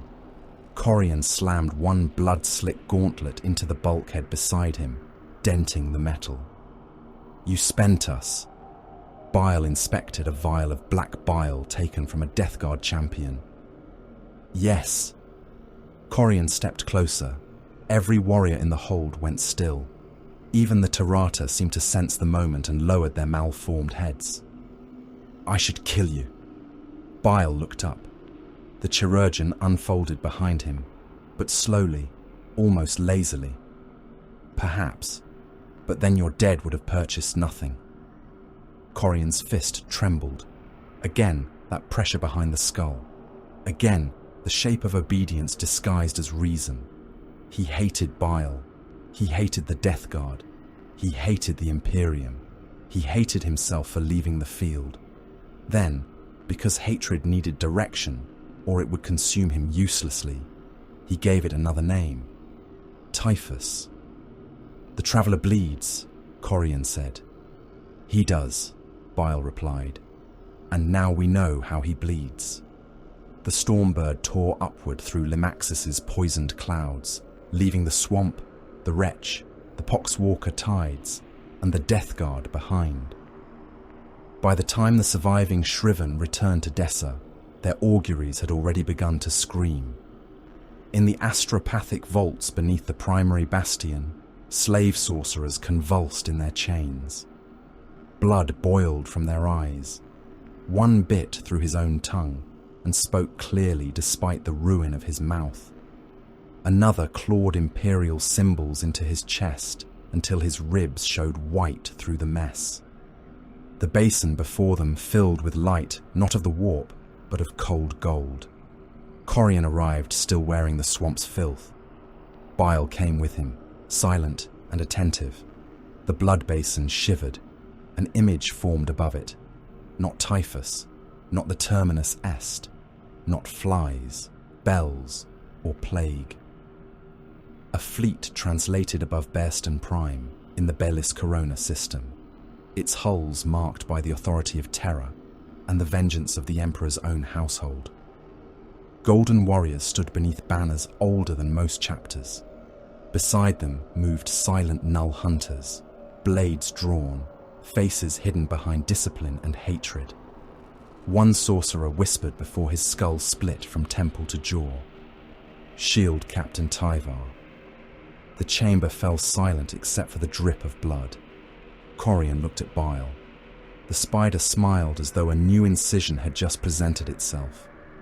The board widens, he said, and far away, above a dead industrial world rich with duralium and ruin, the talons of the Emperor prepared to enter the war. Bearston Prime was dead, but not yet worthless. The planet hung beneath the Imperial fleet, like a corpse too valuable to bury. Its oceans were bands of polluted mercury, its continents vast plates of scorched iron, its polar caps stained grey by centuries of industrial fallout. No forests moved in the winds. No cities shone with habitation lumen. The manufactoria belts that had once girdled the equator stood broken and cold, their chimney stacks snapped by orbital bombardment. Their conveyor cathedrals collapsed into valleys of twisted metal and fossilized ash. Whole regions of the surface had been glassed, then cracked open by seismic ruin until they resembled diseased skin split over bone. Above the planet drifted the remains of its dockyards. They had once been proud works of the Omnissiah, orbital foundries and repair cradles large enough to cradle cruisers in iron arms and feed them with kilometre-long chains of ammunition, fuel, plating, and menials. Now they turned in silence around Bearston Prime, black ribs against the stars. Their gantries were broken, their void chapels were open to space. Machine shrines flickered with emergency lumen where no priest remained to bow before them. Dead servitors still clung to maintenance rails, frozen at their tasks, their fleshless fingers locked around tools they had not used in generations. The warning broadcasts still spoke. They came from cracked vox pylons, from shattered dock cores, from surface shrine arrays buried under ash. Most were static. Some were layered atop one another until they became a choir of machine pain. Turn back in the Omnissiah's name. Contamination exceeds tolerance. No sanction remains. The forges are silent. Turn back in the Omnissiah's name. The words repeated into the void with idiot faith. They did not know that faith had no bearing on need. Shield Captain Tyvar listened to them from the strategium of the Imperial cruiser Gilded Vow and did not turn back. He stood at the centre of the command dais, auramite armour catching the pale light of hololithic displays and returning it as a cold dawn. He was not an Adeptus Astartes. He was not a space marine, not a son of a Primarch, not a warrior elevated by chapter cult and gene seed tithe. He was Adeptus Custodes, fashioned for the direct service of the master of mankind, each movement measured, each silence older than most empires, each decision stripped of doubt before it reached his tongue. Around him, mortal officers kept their distance without being ordered to. Tech adepts whispered Binharic damage reports through brass vox masks. Armsmen bled on the deck, where earlier boarding actions had left wounds still being sealed by medici servitors. The fleet had come through pursuit, warp turbulence, and prior engagements with hulls scarred, plasma coils strained, and repair stores bled thin. Honor did not mend void shields. Vengeance did not plate cracked engine housings. Prayer did not replace duralium. Bearston Prime still possessed vast deposits of it beneath the refinery scars. That was why they had come down into the grave. A tech adept bowed low enough that his mechadendrites scraped the deck. My lord, survey confirmation is absolute. The main refinery complex remains partially accessible. Duralium reserves are intact beneath the western extraction vaults. Atmospheric toxicity is severe, but within sealed armor tolerance. Surface resistance unknown. Resistance is known, Tyvar said. The tech adept hesitated. My lord, this is the Cadian Gate. Resistance is the natural state of matter. No one laughed. The Adeptus Custodes did not make jokes. Not because they lacked the wit, but because the universe did not deserve the luxury. One of the mortal captains, face pale beneath dried blood, looked from the hololith to the dead planet below. Shield Captain, with respect, our repairs could be attempted at reduced efficiency in orbit. A surface landing risks hostile contact.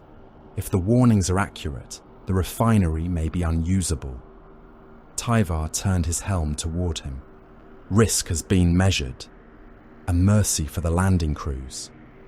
Mercy is not absent. It has been judged irrelevant. The mortal swallowed and bowed. Tyvar began issuing the defense plan before the first landers broke cloud.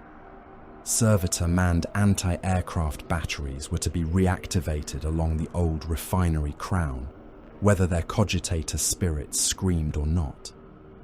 Custodian squads would hold the 3 primary service ports, each port a gate into the industrial heart, where duralium processing lines still ran beneath layers of dust and corrosion.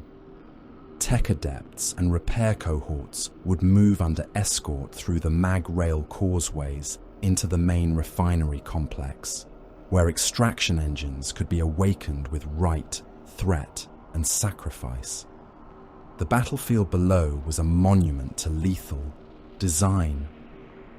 Refinery towers rose like black spears from a wasteland of slag. Gantries crossed between them in webs of rusted metal. Macro silos stood cracked but upright, their interiors still packed with hardened ore and frozen vapors.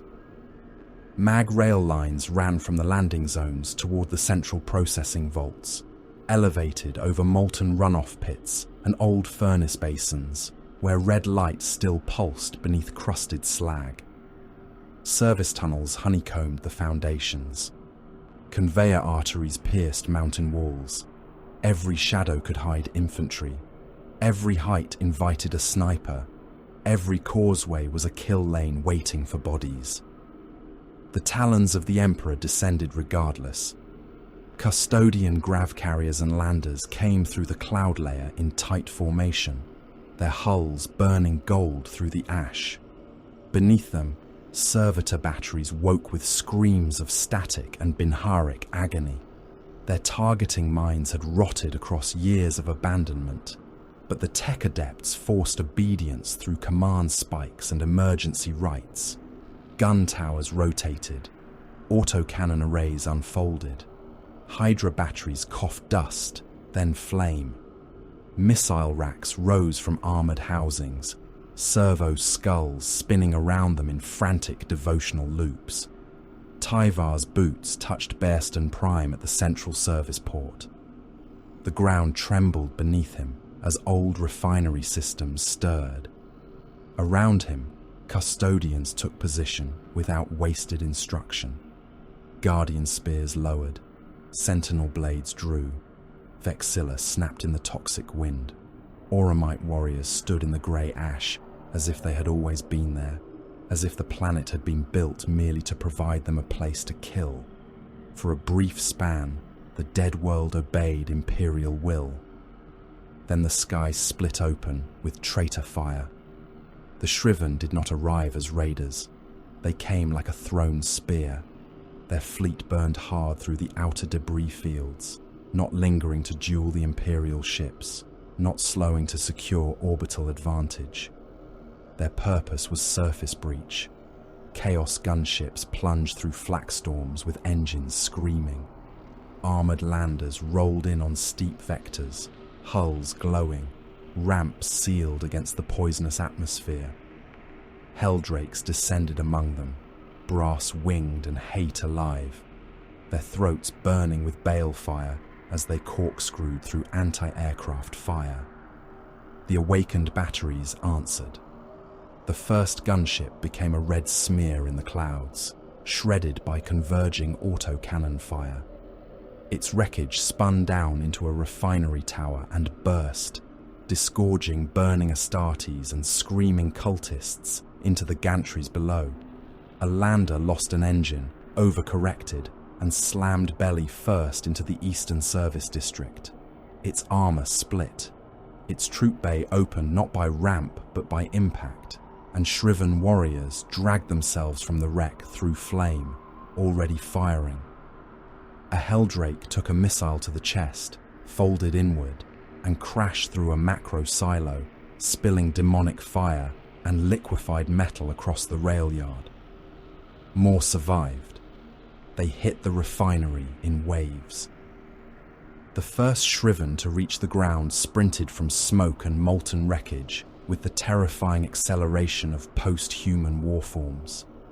Their blackened armour bore scraped drake sigils, blasphemous oaths, kill chains, and fresh damage from Limaxis. They moved faster than mortals could aim. Bolters punched apart servitor gun crews, where they stood bolted into firing cradles. Mass reactive shells detonated inside torsos, blasting cogitator implants, ribs, and preserved organs across control shrines. Chain axes rose and fell among tech thralls, cleaving bodies from shoulder to pelvis, then grinding on through the deck, grating beneath. A plasma gunner in shriven plate braced in the mouth of a crashed lander and fired into an anti-air nest. Blue-white discharge struck the turret housing. Metal became vapor. The servitors within flashed into silhouettes, then ash, their last Binharic prayers evaporating with them. A squad of mortal armsmen attempted to countercharge from a service tunnel, laser guns firing in disciplined volleys. The nearest Chaos Space Marine turned his helm, absorbed 3 shots across the chest, then fired once. The lead armsman vanished from waist to skull. The others died in the next heartbeat beneath bolt shells and chain teeth. Mortals died so quickly, they barely became events. To the shriven, they were obstruction. To the custodes, they were environment. Tyvar met the first true assault at the central service port. A shriven champion vaulted from a broken gantry with a chain axe in both hands, descending toward him in a roar of engine teeth and corrupted vox. Tyvar's guardian spear fired before the traitor landed. The bolt round struck the champion's knee and detonated, turning the joint into a spray of armour, bone, and fibre bundle. The champion twisted in the air. Tyvar stepped in, blade end sweeping upward. The spear cut through the falling warrior from hip to opposite shoulder, opening ceramite, fused ribs, black organs, and hate in one immaculate motion. He was already firing at the next target before the halves hit the ground. Across the service ports, auramite met corrupted ceramite. The custodians fought with surgical violence. Guardian spears barked explosive rounds into helms and joints, then became blades that split power armor where a space marine's strength would only batter it. A custodian with sentinel blade and storm shield held a tunnel mouth against 5 shriven, each of whom would have slaughtered platoons of mortal soldiers. He killed the first by cutting through his bolter and throat in the same motion. The second died when a shield strike crushed his helm flat. The third was opened from groin to sternum. The fourth managed to drive a chain blade into the custodian's pauldron before a misericordia punched through his eye lens and into the brain behind it. Yet the shriven kept coming. Numbers mattered, even when counted against demigods. Landers disgorged more traitors. Cultists followed in their wake, not as soldiers, but as ammunition carriers, mine fodder, and screaming distractions. Heavy weapons were dragged into position by chain gangs. Predators rolled down from landing ramps, tracks chewing through ash and bodies, Lascannons seeking golden targets. Tarata lumbered behind them, unstable and massive, their altered flesh straining against expanded armor, their eyes wild behind cracked lenses. Argento Corian came through the smoke at the head of the second wave. The Enlightener's armor had been repaired after Limaxis, but not restored.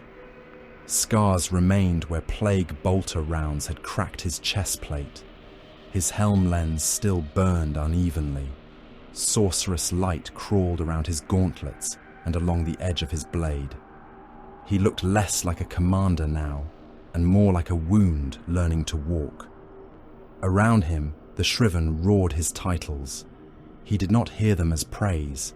He heard them as debt. "Take the causeways," he ordered. "Break the gold.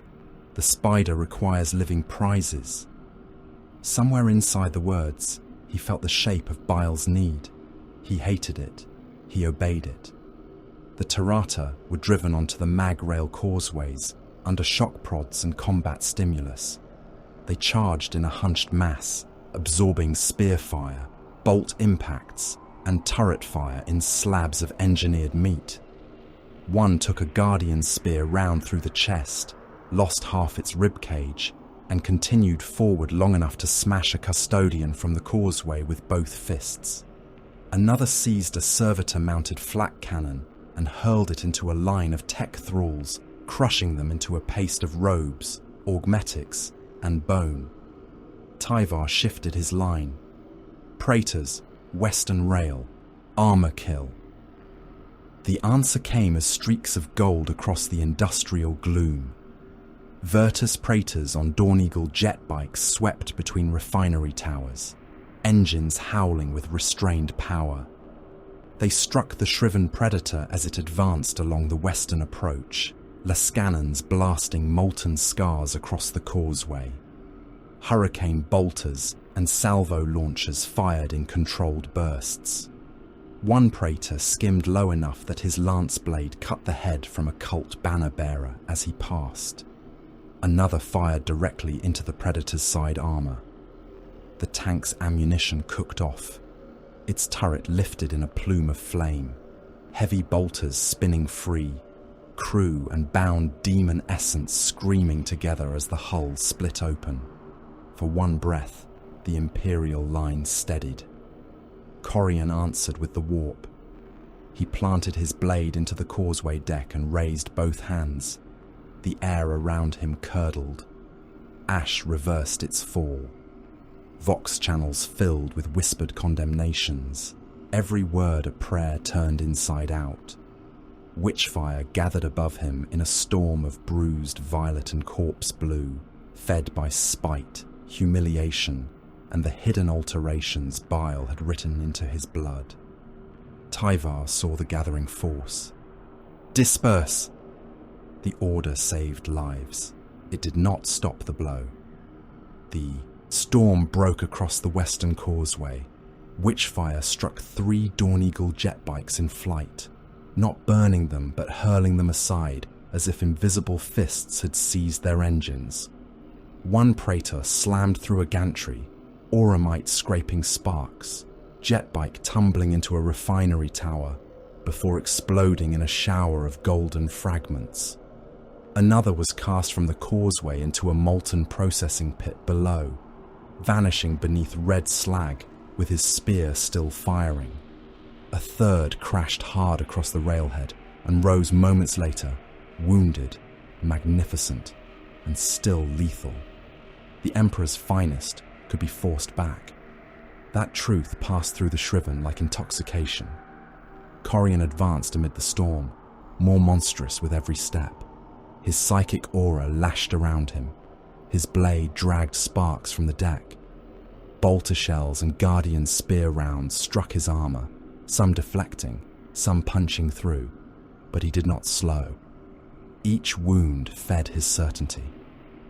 Each death around him became part of the proof that he had not been broken by Limaxis, by Typhus, by Bile, by the Imperium that had cast him aside. He saw Tyvar across the railhead, gold against ash. The custodian saw him in return. No insult passed between them, no challenge, no speech worthy of saga. They were not brothers, they were not rivals. They were weapons made by different truths, and the space between them filled with the dead. The shriven reached the railhead under a sky of burning landers and falling ash. Then the warp guttered. It began as absence. Corian's witchfire dimmed around his fingers. The whispers in the vox thinned. The bruised light around his blade shivered, then shrank closer to the metal. Terrata that had been surging forward faltered, shaking their malformed heads as though hearing a sound too deep for pain. Shriven sorcerers in the rear ranks staggered and clutched at their helms. One began to bleed from every seal in his armor. Another dropped to his knees without knowing why. Across the far gantry, figures advanced through the smoke. They wore crimson and black, their armor severe, their blades drawn, their presence colder than vacuum. They did not shout, they did not chant, they did not answer the screams of the dying. Around them, the warp recoiled, as if reality itself had remembered an old commandment. The crimson spiders had entered the fight. Sisters of Silence moved onto the railhead in disciplined formation, bolters and execution blades ready, their null presence spreading before them like a blade through fog. The battlefield changed wherever they walked. Sorcery choked. Demonic fire dulled. The air became hard and horribly clear. Corian tried to summon the storm again. Nothing answered but the sound of his own breathing. On the service port below, Shield Captain Tyvar raised his guardian spear and gave the next order in a voice that did not rise above the battle, yet carried through it as final judgment. Advance. The railhead became a place where the warp went to die. The silence did not fall like weather. It advanced with intent, carried in the bloodless discipline of the crimson spiders as they moved through smoke, ash, and burning promethium without a word passing between them. Bolter fire shrieked over their helms. Chain blades screamed against gantry rails. The refinery towers of Bearston Prime trembled beneath the force of impacts and detonations. Yet around the Sisters of Silence, there was an absence deeper than sound. It was a void pressed into the shape of warriors. The shriven felt it first through their sorcerers. One of Corian's witchkin staggered on the causeway, his blackened armor crawling with runes that had glowed a moment before. Now they dulled, flaking like old scabs. He raised both hands and tried to summon a killing flame from the immaterium. Nothing answered. His scream came through the vox as a burst of wet static before a prosecutor's bolter round struck his helm and detonated inside his skull. His head became red vapor, bone chips, and a brief spray of brain matter across the chest plates of the warriors behind him. The prosecutors did not cheer. They fired again. Vigilators moved at their flanks, execution blades raised in both hands, their footwork precise across the ruined rail decking. Witch seekers advanced behind sheets of crawling chemical flame, their weapons washing service tunnels and debris choke points where corrupted thralls and shriven vassals attempted to regroup. They burned without sermon, without curse, without hatred expressed in any mortal way. Their hatred was older and cleaner than speech. It was purpose sharpened into silence. Argento Corian felt his witchfire gutter around his fingers. The Enlightener stood on the railhead, amid dead cultists, shattered servitors, and the ruined bodies of his own warriors. The psychic storm that had moments earlier hurled golden jet bikes from the causeway now clung weakly to his gauntlets, thin and sickly. He reached inward for the rage that had fed it, for the wound of betrayal, for the black furnace of memory, for Cadia's ashes, for Terra's lies, for the humiliation of Limaxis. The rage was there, the power was there, but between him and the warp walked the Null Maidens. The Tirata reacted worse. The altered shock beasts convulsed across the forward line, their engineered minds breaking against the sudden absence in reality. One fell to its knees and began smashing its helm against the deck until the faceplate buckled inward and blood poured through the grille. Another tore at its own throat seals, trying to claw out a sound only it could hear. A third charged blindly into a vigilator squad, swinging a chain blade the size of a mortal man. The first sister stepped aside with a dancer's economy, her blade slicing through the creature's wrist. The second cut behind the knee. The third drove her execution blade through the Tirata's spine as it fell. The beast crashed down, still twitching, its severed hand clamped around the chain blade's revving grip. Corian snarled through his vox. "Forward! Forward, damn you! They are flesh." The words sounded hollow even to him. A voice answered over the command channel, smooth and calm beneath the thunder of war. "They are not merely flesh, Lord Corian. They are a corrective principle. Bile." Corian turned toward the refinery lanes below. The spider was nowhere in sight. "You said the Tirata would break the railhead." "I said they would teach us what breaks them." A squad of shriven bikers screamed into the industrial district before Corian could answer.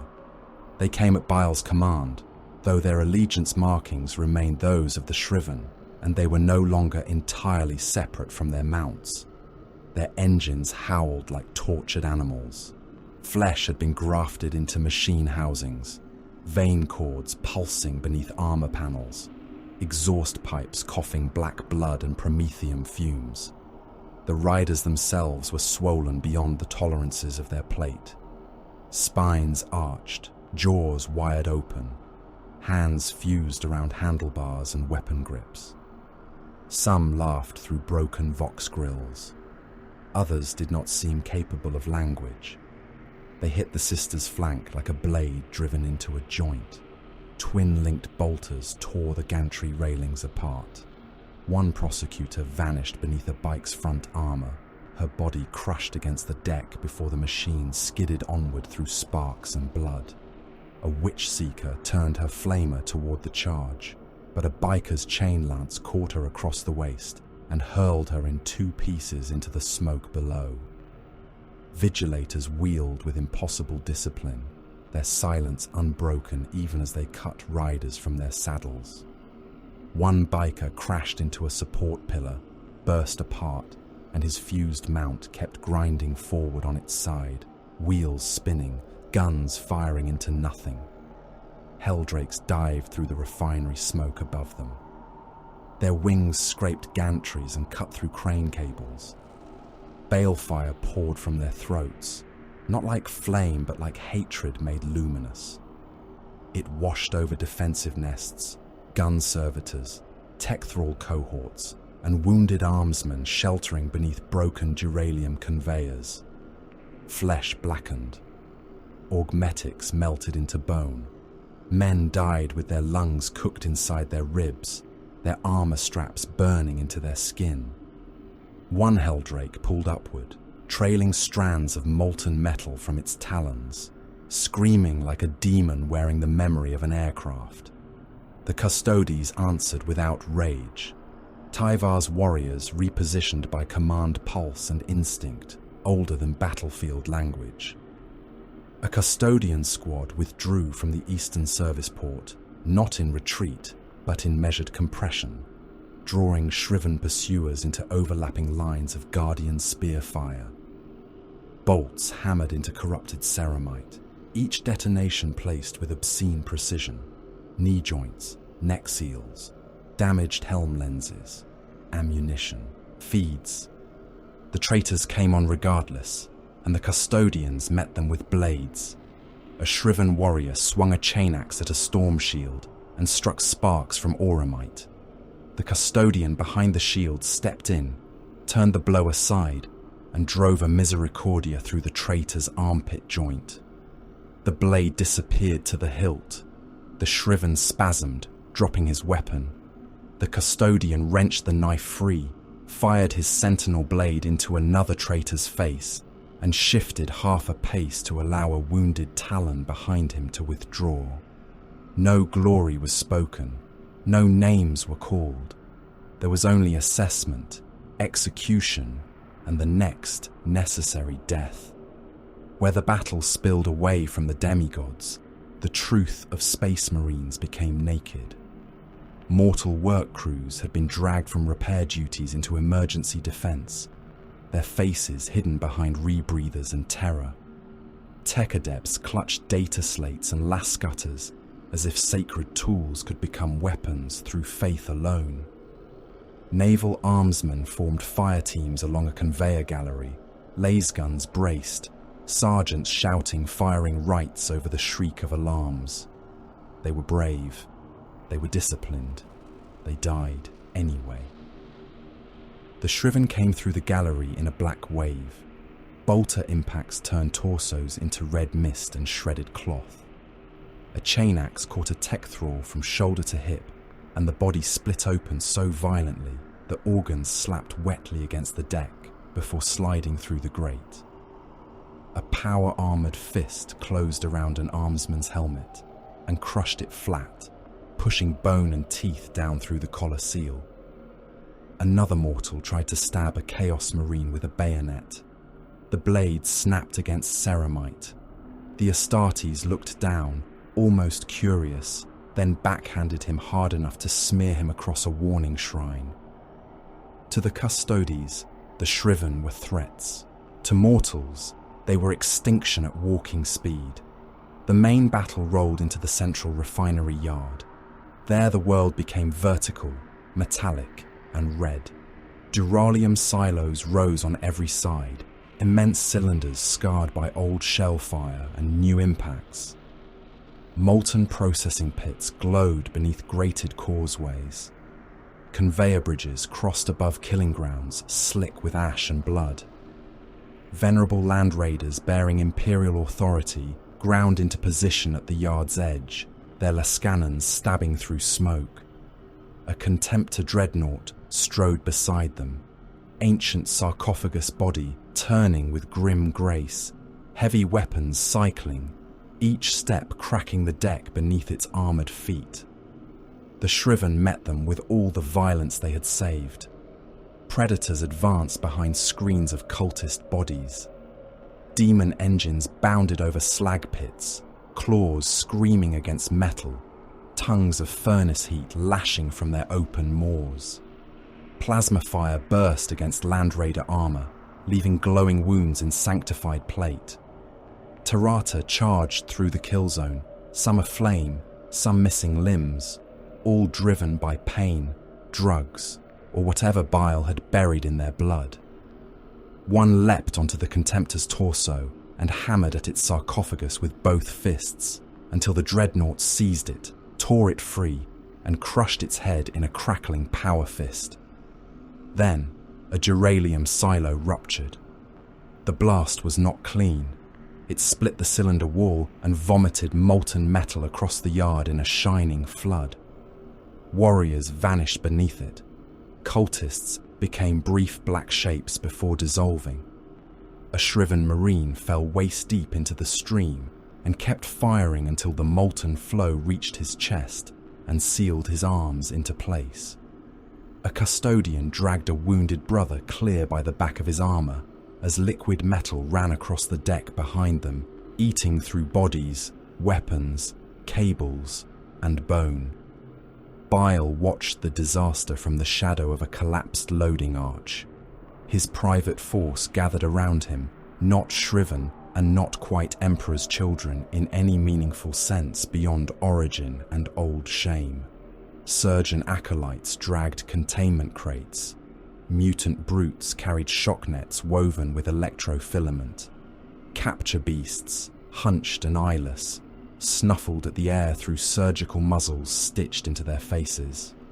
Servo skulls whispered atmospheric data as the central yard devoured itself. Corian's voice cut through the vox. "Spider, where are you?" "Pursuing a tactical angle." "You are leaving the line." "I am preserving the purpose of the line." Bile cut the channel before Corian could answer. He had no intention of wasting the opportunity. The war in the refinery yard had become exactly what he required. Noise enough to hide movement, death enough to distract command, heat enough to confuse auspex. The custodies and sisters would not be taken by strength alone. Strength was the vulgar solution of unimaginative warriors. Bile preferred layered certainty. They moved into the old spaceport through service arteries beneath the refinery. An isolated custodian held the entrance to a maintenance nave, wounded but lethal, one side of his auramite plate blackened by plasma splash. 3 of Bile's mutants charged him and died in less time than it took an acolyte to blink. The Guardian spear fired, cut, reversed, and cut again. Limbs flew. Blood hit the wall in hot sheets.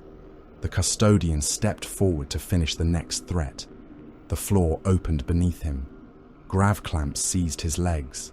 Electro-webbing snapped across his shoulders.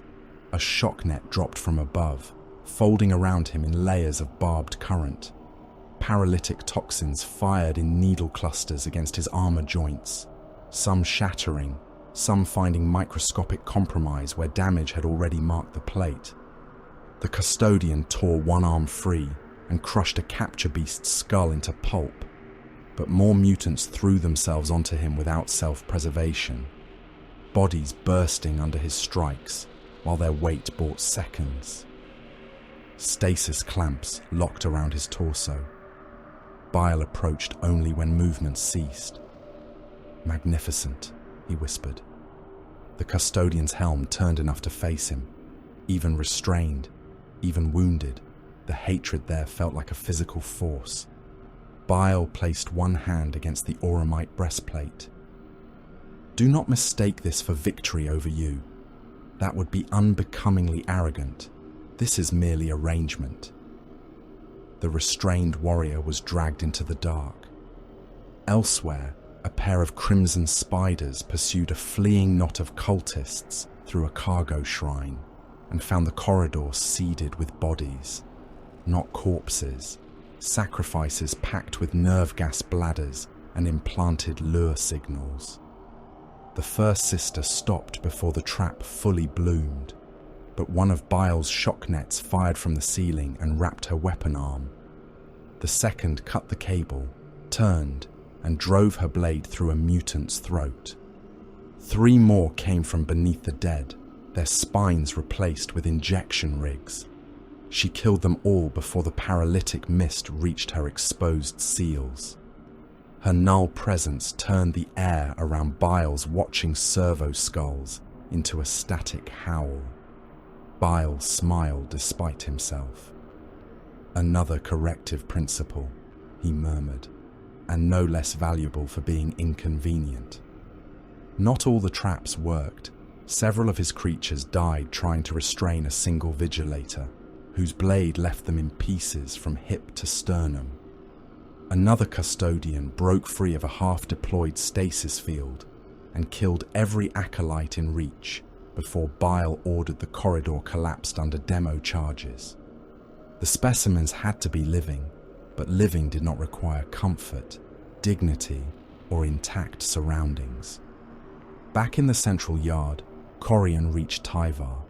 He came through the refinery wall like a black comet, armor cracked, cloak burned away, blade dripping molten slag and blood. The null pressure still weakened him at the edges, but the sisters had been pulled into their own killing battles, and distance gave his warp fire room to breathe. It returned not as a storm now, but as a focused furnace inside him, fed by rage and something deeper, something Bile had written into his nerves until Corian could no longer tell strategy from compulsion. Tyvar met him before the broken railhead. Guardian spear and corrupted blade struck with a sound like a bell cracking. Corian was strong, stronger than he had been before Bile's work, faster in bursts that made his armor scream. He hammered at Tyvar with blade, fist, and witchlit force, each blow heavy enough to split stonecrete and tear gantry pylons from their anchors. Tyvar gave ground by choice, never stumbling, never wasting motion. He cut Corian twice across the ribs, fired a spear round into his thigh, and drove a misericordia toward the exposed seal beneath his pauldron. Corian caught his wrist. For a moment, the battlefield narrowed to their locked forms, gold and black, terror and betrayal, the Emperor's hand and the Imperium's discarded weapon. Corian roared and unleashed everything still left to him. The psychic force struck Tyvar at close range, wrapped in the heat of corrupted will and battlefield hatred. It did not break the custodian, it drove him down. One knee struck the deck hard enough to dent it. His spear remained between them, blade edge locked against Corian's chest. The custodian's helm did not lower. Even forced down, he looked up like judgment waiting for the condemned to tire. Corian raised his blade. Around him, shriven voices rose in savage triumph. Tarata bellowed. Cultists screamed his name. Bile, far away in the spaceport shadows, paused over a sealed specimen casket and listened. Corian felt the moment open before him. Kill the Golden Commander, break the Imperial line, prove himself, prove that he was no one's tool. Above the refinery yard, hidden in a tower hollowed by old war and masked beneath ashfall, a Vindicare assassin had been watching since before the first lander burned through the clouds. The rifle did not shake. The assassin did not breathe. The crosshair settled on the Enlightener's helm, and the shot finally came. Monarch had watched men die for hours and had not moved. Through the scope of the Exitus rifle, the refinery yard of Bearstone Prime was not a battlefield. It was a pattern. Smoke became density. Fire became glare. Falling ash became interference. The screams of armsmen, tech adepts, cultists, servitors, and post-human killers did not matter. Their deaths were not moral events. They were motion, heat bloom, obstruction, and ballistic consequence. He had ignored all of it. A lesser killer would have taken easier shots. The shriven champion who had butchered a full work crew on the western gantry. The Tarata that had torn a custodian from his feet and smashed him into a silo wall. The Chaos Biker whose fused engine had scythed through the sister's flank. The Warpsmith directing demon engine fire from beneath a broken crane. Each had crossed Monarch's scope. Each had offered clean geometry. Each had lived because they were not the assigned target. Vindicare patience was not restraint. It was obedience refined until it became nature. Monarch lay inside the hollow of an old refinery tower, sealed beneath ash, camo cloak, and layers of thermal baffling. He had entered the position before the first Imperial lander had kissed Bearstone's poisoned atmosphere. He had crawled through maintenance arteries still slick with old machine oil, past frozen servitors and the mummified bodies of refinery priests who had died clutching warning seals against their chests. He had chosen a firing slit no wider than a handspan, cut by ancient shrapnel through ferrocrete and duralium plate, with a view across the central yard, the railhead, and the approach to the service ports. Wind was a problem. Heat was a problem. Smoke was a problem. Refraction from ruptured duralium silos was a problem. Psychic distortion around Argento Corian was a problem until the Crimson Spiders entered the field and wounded the warp with their presence. Battlefield motion was constant. The target had not been. Monarch had adjusted for everything. His rifle's machine spirit whispered numbers he did not need to see. He knew them already. Range by sight and memory. Wind by dust, drift, and flame angle. Heat by shimmer. Target velocity by armor weight, stride length, and combat rhythm. Corian's helm had crossed the scope many times, but the shot had never been perfect. The Enlightener had been surrounded by witchfire, bodies, smoke, and the shifting forms of the custodes he fought. Now the target had stopped. Not fully. Never fully. Corian's blade was raised over Shield Captain Tyvar. His armor was cracked, dark, and steaming. Sorcerous light crawled over him in failing streamers. Around him, shriven warriors were howling across the Vox, believing they were witnessing the death of the Imperial command. Tyvar was on one knee, Guardian spear locked across his body, wounded but not broken. Behind them, the refinery burned. Below them, molten duralium ran across the decking in bright rivers. Remember, don't forget to like, comment, and subscribe. Support helps. Monarch exhaled once. The Exitus round left the barrel without drama. It crossed the battlefield faster than fear could interpret it. The round punched through Corian's helm above the cracked eye lens, bored through corrupted ceramite, skull, and the reinforced tissues beneath, then detonated inside the brain case with surgical cruelty. The Enlightener's head snapped backward. For a heartbeat he remained standing. Blade, still lifted, body too powerful to understand that command had been severed. Then the back of his helm burst outward in a spray of armor fragments, bone shards, blackened blood, and grey meat threaded with sparks of dying witchlight. The storm around him collapsed. It did not fade. It died. The battlefield felt it before it understood it. Shriven vox channels broke into static and overlapping howls. Sorcerous pressure vanished from the railhead. Tarata turned in place, suddenly deprived of the psychic violence that had driven them forward. Some attacked the nearest thing they could see. Some staggered. One tore open its own chest plate and clawed at the altered organs within, as if trying to rip out whatever had been listening for Corian's will. Tyvar rose. He did not gasp. He did not pause to honor the shot. He did not look for the assassin. One knee lifted from the broken deck. His guardian spear came up in both hands. A wound bled beneath his breastplate, dark against gold. His left pauldron was split. One vambrace smoked from witchfire scoring. None of it mattered. Custodes did not waste survival on astonishment.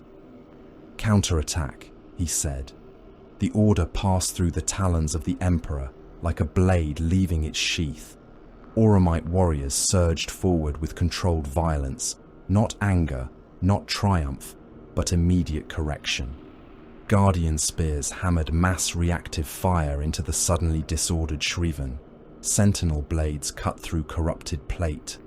Misericordias found throat seals, eye lenses, armpit joints, and the soft places where even transhuman armor admitted the possibility of death. The Sisters of Silence advanced with them in crimson and black, their null presence flattening the last flickers of witchcraft that tried to gather around Corian's fallen body. The shriven line buckled. Then it became retreat. Then retreat became massacre. Without Corian's psychic pressure, the warband had to fight backward through every killing ground it had created on the way in. Custodes pressed from the service ports. Crimson spiders cut across the railhead in silent formations. Refinery fires ate the gantries. Mag rail causeways collapsed under bombardment and structural heat. Duralium floods forced warriors into narrow crossings where Guardian spear fire waited for them. The dead and wounded made footing treacherous. Every step backward cost blood. The shriven spent mortals to buy distance. Cultists were shoved forward in chained mobs, given empty guns and icons, then used as moving barricades against Imperial fire. Some understood what was happening and tried to run. Chaos Space Marines shot them in the back without slowing. A panicking ammunition thrall clung to a shriven warrior's leg, begging for extraction in the name of the Enlightener. The Astartes looked down, crushed the thrall's head beneath his boot, and tore the ammunition pack from the corpse before moving on. A bridge across the eastern processing pit trembled beneath a retreating squad of shriven and their wounded. "Charges set," voxed a warpsmith. "There are brothers still crossing," another warrior snapped. "There are enemies behind them." The bridge exploded. Shriven wounded, cult-bearers, pox-scarred mutants, and pursuing armsmen vanished into the molten pit below. 2 Chaos Space Marines survived the fall long enough to stand waist-deep in the liquid metal, firing upward until their bolters cooked off and their armor became glowing coffins. One kept screaming Corian's name until slag filled his mouth. Bile did not send aid. Not yet. In the shadowed spaceport beneath the refinery, the spider completed his harvest. The captured custodian lay locked in overlapping restraint fields, auramite armor blackened by electro-webbing, limbs secured by grav clamps, bloodless toxins working slowly through tissues that resisted what would have killed lesser beings. Nearby, a crimson spider had been sealed inside a null, baffled stasis cradle, her execution blade still clenched in her hand, 3 dead acolytes lying around the cage as testimony to the price of acquisition. Other caskets held tissue samples, armor scrapings, blood drawn from cracked seals, severed gene-altered muscle, and fragments of dead Tarata recovered before the fires consumed them. Bile moved between the caskets with reverent indifference. Secure the auramite subject in the primary hold. Separate the null specimen from the Ark's containment environment. I want no unplanned interference. Catalogue all custodian blood samples under direct authority. Any acolyte who mislabels a vial will be rendered into culture medium. A surgeon acolyte bowed, shaking. "My lord, the shriven line is collapsing." "Yes. They request extraction corridors. They request many things." Another acolyte dragged a sealed case across the deck, leaving a smear of his own blood behind him where shrapnel had opened his thigh. Bile stepped over the trail and checked the locking runes on a gene vault. Only when the final specimen casket was mag-clamped did he open the shriven command channel. "Begin full withdrawal. Reserve gunships will support the western and central extraction routes. Abandon unstable Tarata. Recover viable gene material only. Lord Corian is dead. Do not waste ammunition denying what no longer requires defense." Silence answered first, then rage, then terror. Across the refinery yard, Tivar saw the pattern too late. Bearsten had not been an attempted conquest. It had not even been a true effort to destroy the Imperial repair mission. The assaults, the terror, the pressure on the railhead, Corian's duel, the sacrificial deployment of altered bikers and helldrakes, all of it had forced the Talons into motion. It had separated small groups. It had created wounded targets. It had stretched lines between refinery, service ports, and spaceport arteries. The strongest warriors in the galaxy had been lured into a charnel house so Fabius Bile could take what he needed from them. Tyvar's helm turned toward the spaceport smoke. "Spider," he said. The word contained no surprise, only judgment. A custodian beside him reported through the squad channel. Multiple signals lost near the lower transit vaults. Enemy extraction signatures rising. "Pursue where possible," Tyvar ordered. "Preserve command structure. Deny further capture. Kill the traitor dead where found." A lesser commander might have said at all costs. Tyvar did not. Costs existed, even for the Emperor's household. Only fools pretended otherwise. Thunderhawks fell from the clouds. They came through flak, smoke, and refinery ash, engines screaming, hulls pocked by anti-aircraft fire. Their assault ramps opened before they fully landed. Shriven warriors boarded while firing down the ramps, dragging ammunition crates, gene vaults, wounded champions, severed trophy limbs, and crates marked with Bile's surgical sigils. Cultists tried to climb after them and were kicked back into the killing ground. One mortal clung to a landing strut as the gunship began to rise. A shriven leaned out, looked at him for the span of a breath, then shot him through the face. The Tarata, too unstable to extract, were left behind. Some continued killing.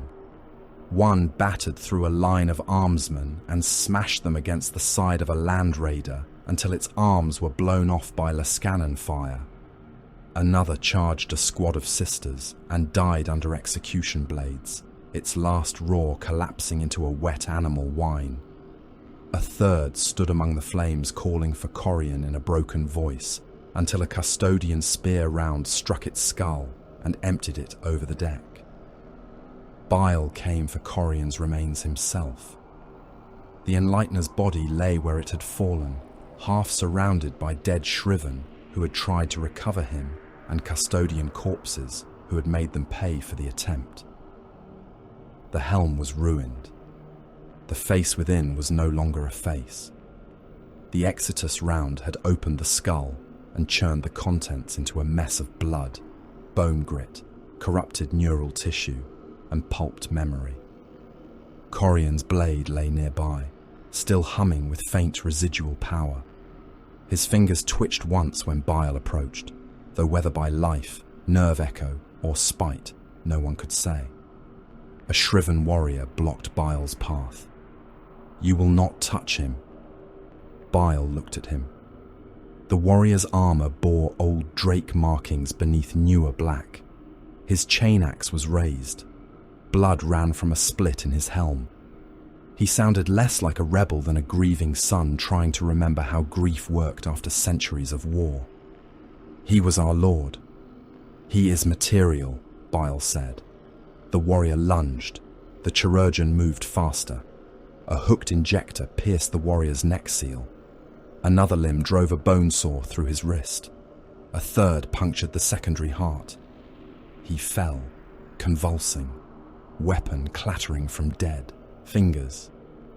Bile stepped over him and knelt beside Corian. "Death," he murmured, "is rarely final when one is useful." His acolytes descended. They did not handle the body like a fallen ally. They handled it like salvage recovered from a wreck. Skull fragments were collected with forceps and placed into sealed trays. The spinal column was cut free below the ruined neck with buzzing blades and reverent care. What remained of the brain was suctioned, scraped, and coaxed into nutrient suspension, every viable clot preserved, every twitching nerve strand threaded into a stasis jar. Corian's armor was marked for later reclamation. His blade was taken. His blood was sampled. His corpse was reduced to components under the shadow of his own collapsing warband. Another Thunderhawk landed hard enough to crack the deck. "Move," Bile said. They moved. Bearston Prime burned behind them as the Shriven climbed into the sky. The refinery was gutted. Duralium silos bled molten metal into the lower yards. The mag rails were broken in a dozen places, hanging like snapped bones between towers. The service ports were choked with bodies. A Astartes dead in black armor, mortal dead in ruined flak and work robes, servitors still twitching where their command lines sparked.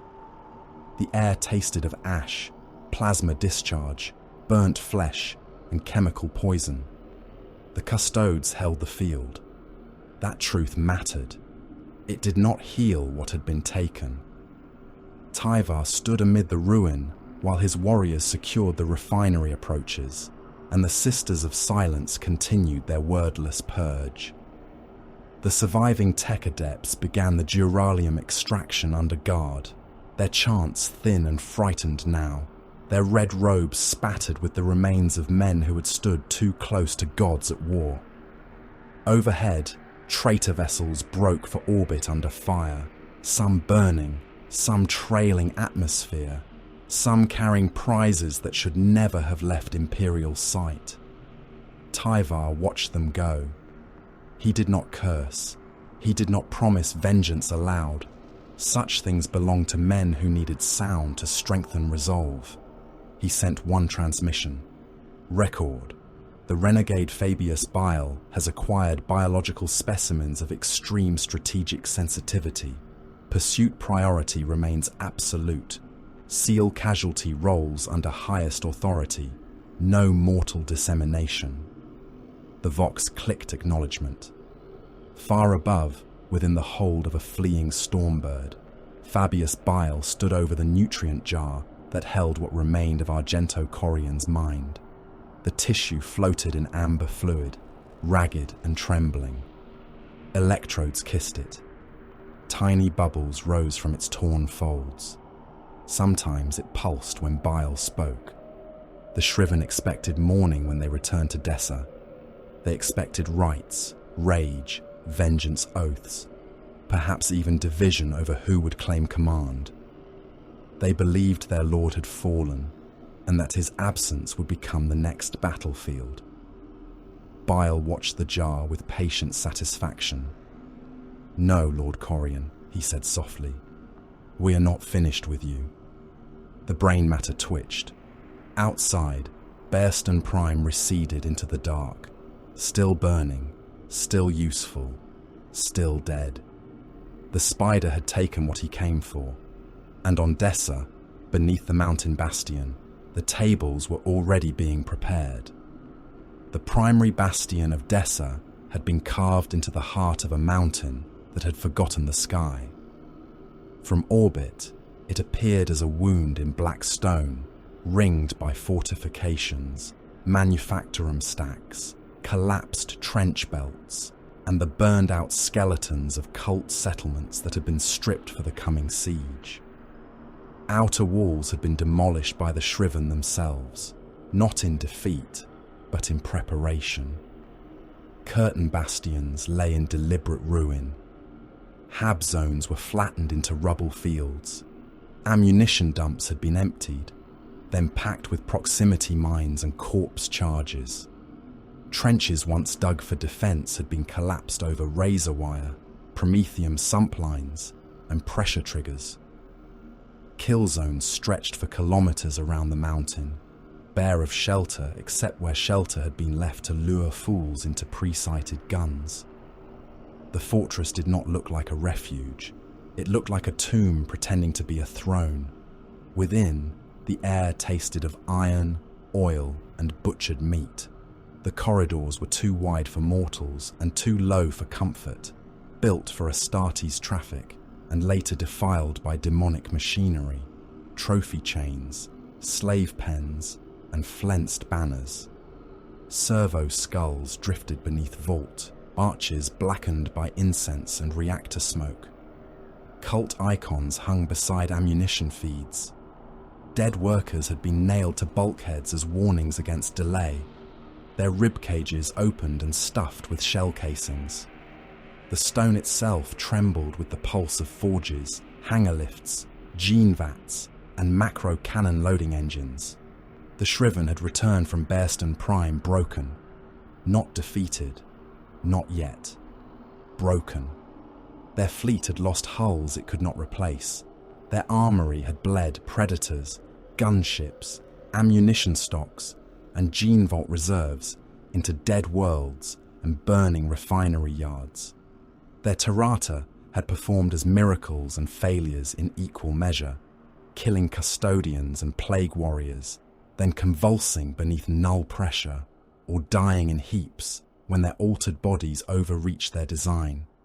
Their cult levies had been reduced by the tens of thousands, perhaps hundreds of thousands, depending on which butcher priest could still count. Their champions had returned with shattered plate, missing limbs, plague wounds, and fury made useless by the absence at the centre of their warband. Argento Corian was dead. The strategium beneath the mountain's crown had become a chamber of accusation. Chosen champions stood around a hololithic pit, stained with blood and engine fluid. Some still wore their Bearston damage unrepaired, ceramite cracked, oath chains severed, helms dented by Guardian spear fire. Others had come from fortress garrisons, fresh by comparison, and therefore despised by those who had survived the refinery. Warpsmiths clattered at the chamber edge, mechadendrites twitching, their voices buzzing through vox grills in Binharic irritation. Cult priests knelt beneath hanging corpses and chanted Corian's titles until shriven warriors ordered them to silence with bolt pistols and boot heels. Everyone knew what came next. Typhus would come. Tyvar would come. The Death Guard wanted the Ark. The talons of the Emperor wanted Bile.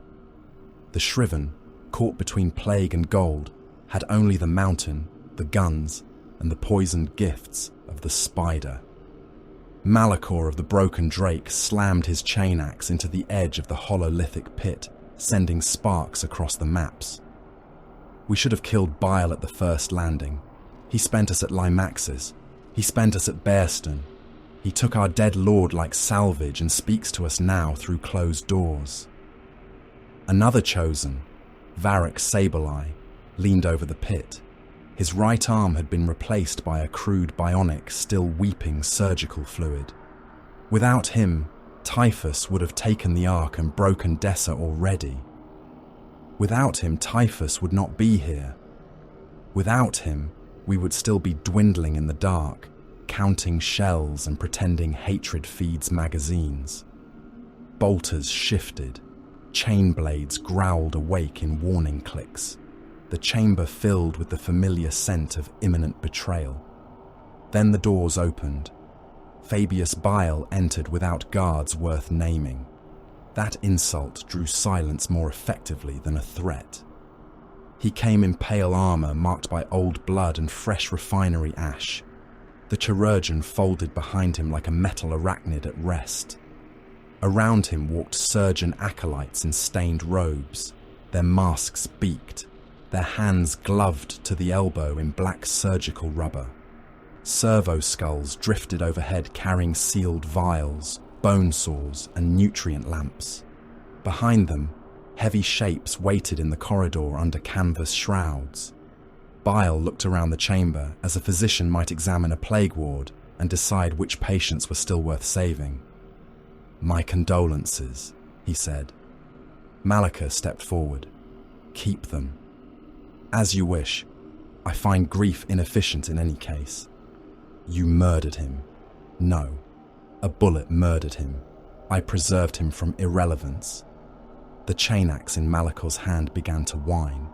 Bile's eyes moved to the weapon, then back to the warrior. "You asked to be made stronger. Do not whimper, because strength has a cost." The insult struck the chamber like a thrown blade. Several shriven surged forward a pace. Others held them back, not out of loyalty to Bile, but because the spider never stood in reach of death unless death had already been accounted for. Bile raised one hand. The shrouded shapes behind him moved. Iron chains rattled. Hydraulic pistons hissed. Something vast ducked beneath the arch and entered the strategium. For a moment, even the shriven forgot to hate. The thing wore the remains of Argento Corian's armour, not whole, not properly. The blackened drake plate had been cut apart and bolted over a body too large for its old shape. The torso was a stitched mountain of vat-grown muscle, dead Astartes flesh, surgical cable, armor plating, and stabilizing braces hammered into place like scaffolding around a collapsing cathedral. The left arm was longer than the right, ending in a gauntlet rebuilt around talons of reinforced bone and adamantium. The right carried Corian's recovered blade, clamped to the fist by restraint hooks and neural locks. Tubes ran from its spine into a glass and brass containment crown, fused to the back of its skull. Where the helm should have been, there was a mask of black metal and stretched skin. Behind a thick lens set into the brow, something floated in amber fluid. Corian's remaining brain tissue pulsed there, threaded with silver needles, psychic regulators, and tiny chains of warding script. The golem took one step. The chamber floor cracked.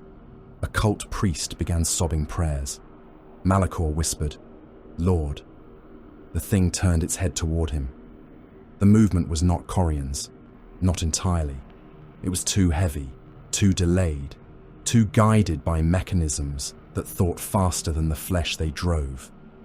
Yet there was something in the posture, in the grip around the sword, in the wounded psychic pressure crawling at the edge of perception, a remnant, a rage with a name.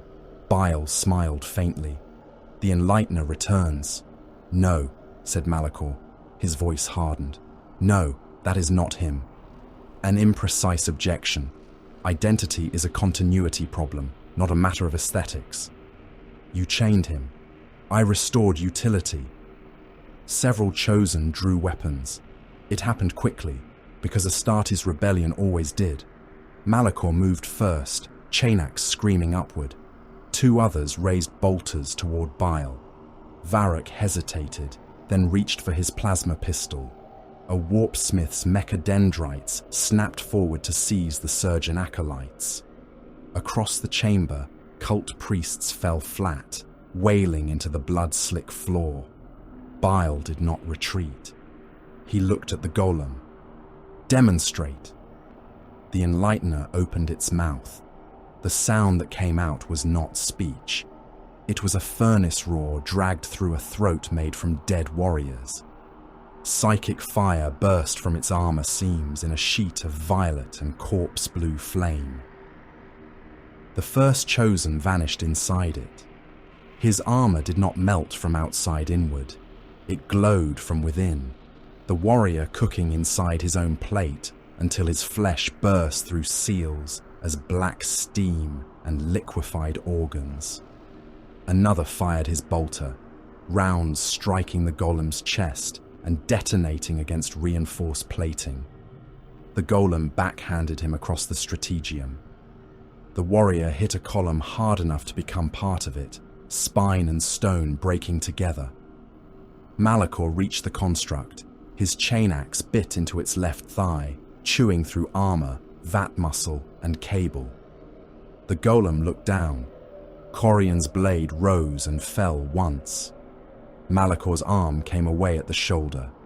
He staggered, roaring, black blood spraying from the stump. The golem seized him by the helm and lifted him from the floor. For a heartbeat, the old lord seemed to look at his former champion. Then psychic flame poured through the golem's fingers. Malachor burned inside his armor. His eye lenses lit from within. His vox transmitted a scream that collapsed into bubbling static. When the golem released him, he fell as a fused shell of ceramite, flesh and bone, smoking on the chamber floor.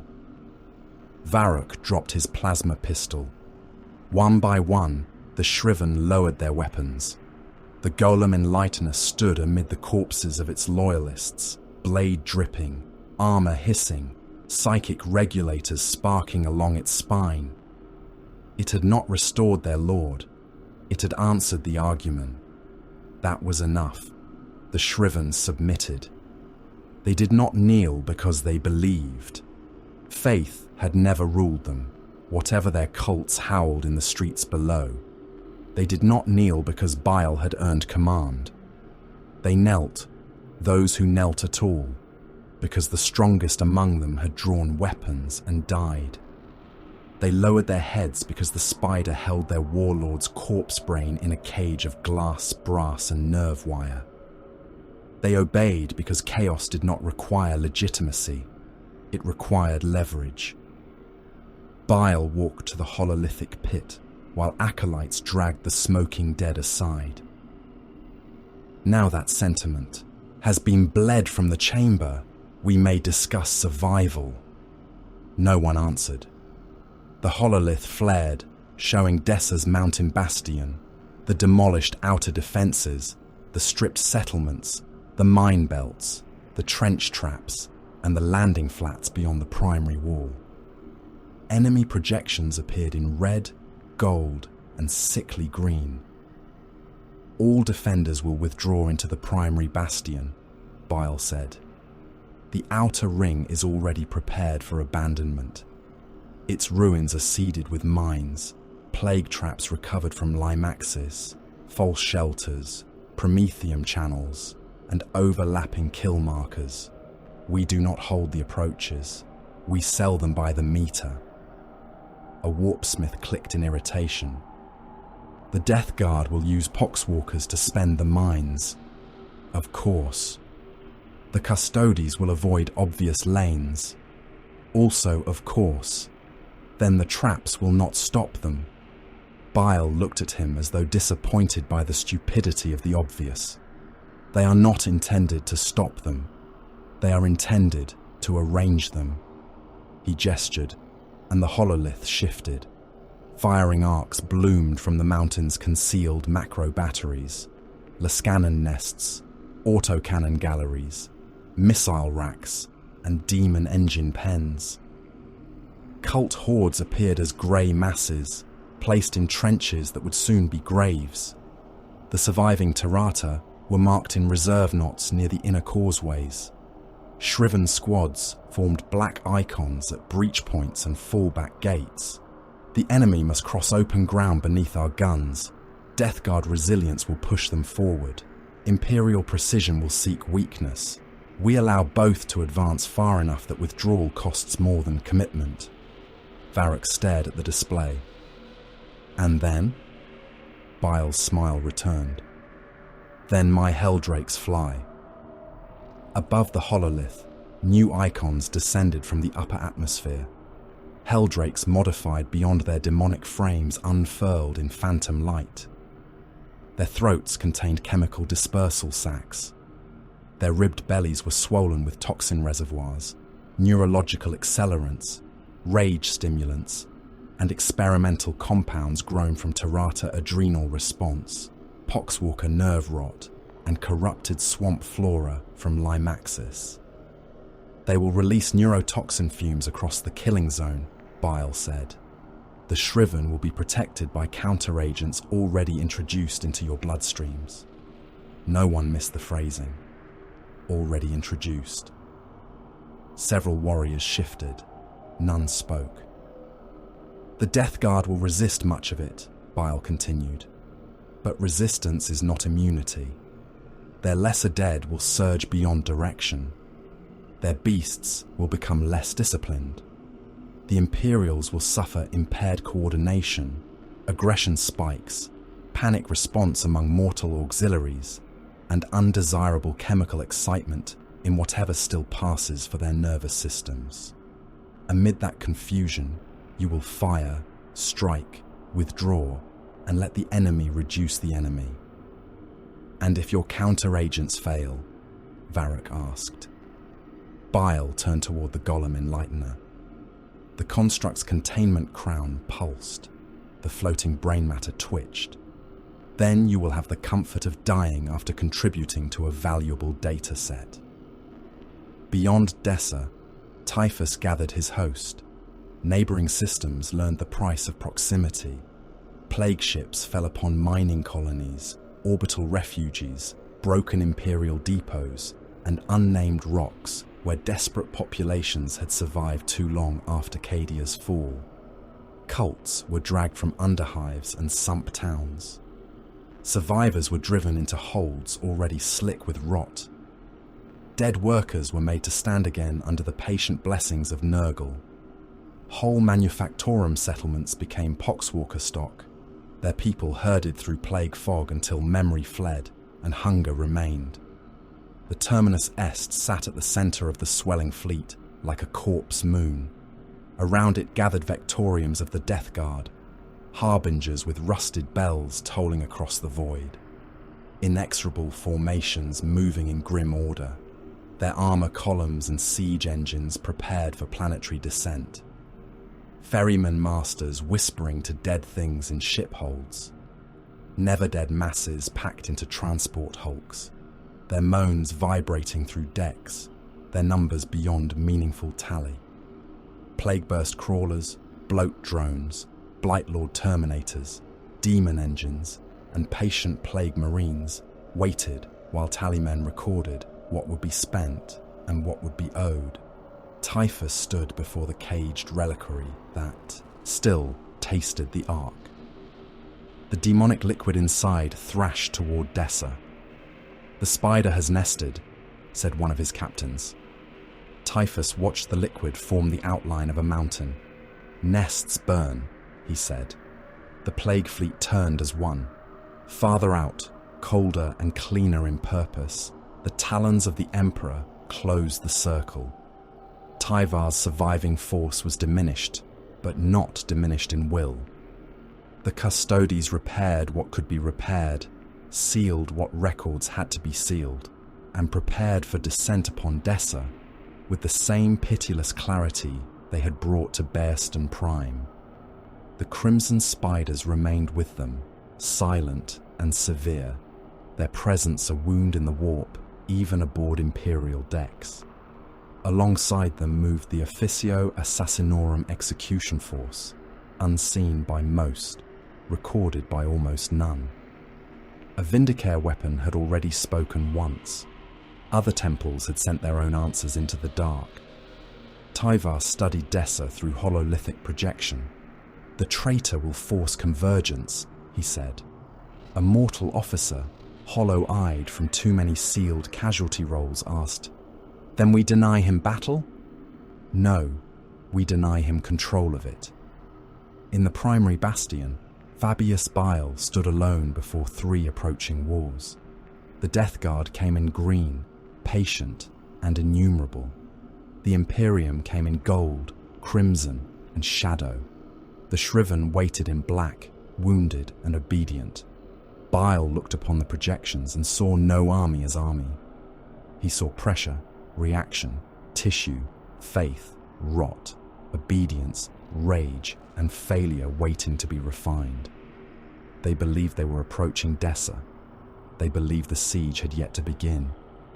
They believed their hatred, duty, and divine corruption had carried them to the edge of decision. The spider smiled. They were all already inside the experiment. The Death Guard fleet entered real space like a corpse being dragged through a wound in the stars. First came the sickness before the ships. Auspex arrays across Dessa's orbital pickets began to weep static. Slave navigators in the primary bastion clawed at their own faces as plague pressure rolled across the Empyrean Vale. Vox relays filled with the tolling of bells that did not exist. In the minefields above the planet, dormant explosives flickered awake and died again, as if some vast fever had passed through their machine spirits. Then the warp split open, not with clean translation flare, but with a slow, suppurating tear of green and black light. The Terminus Est emerged at the heart of it.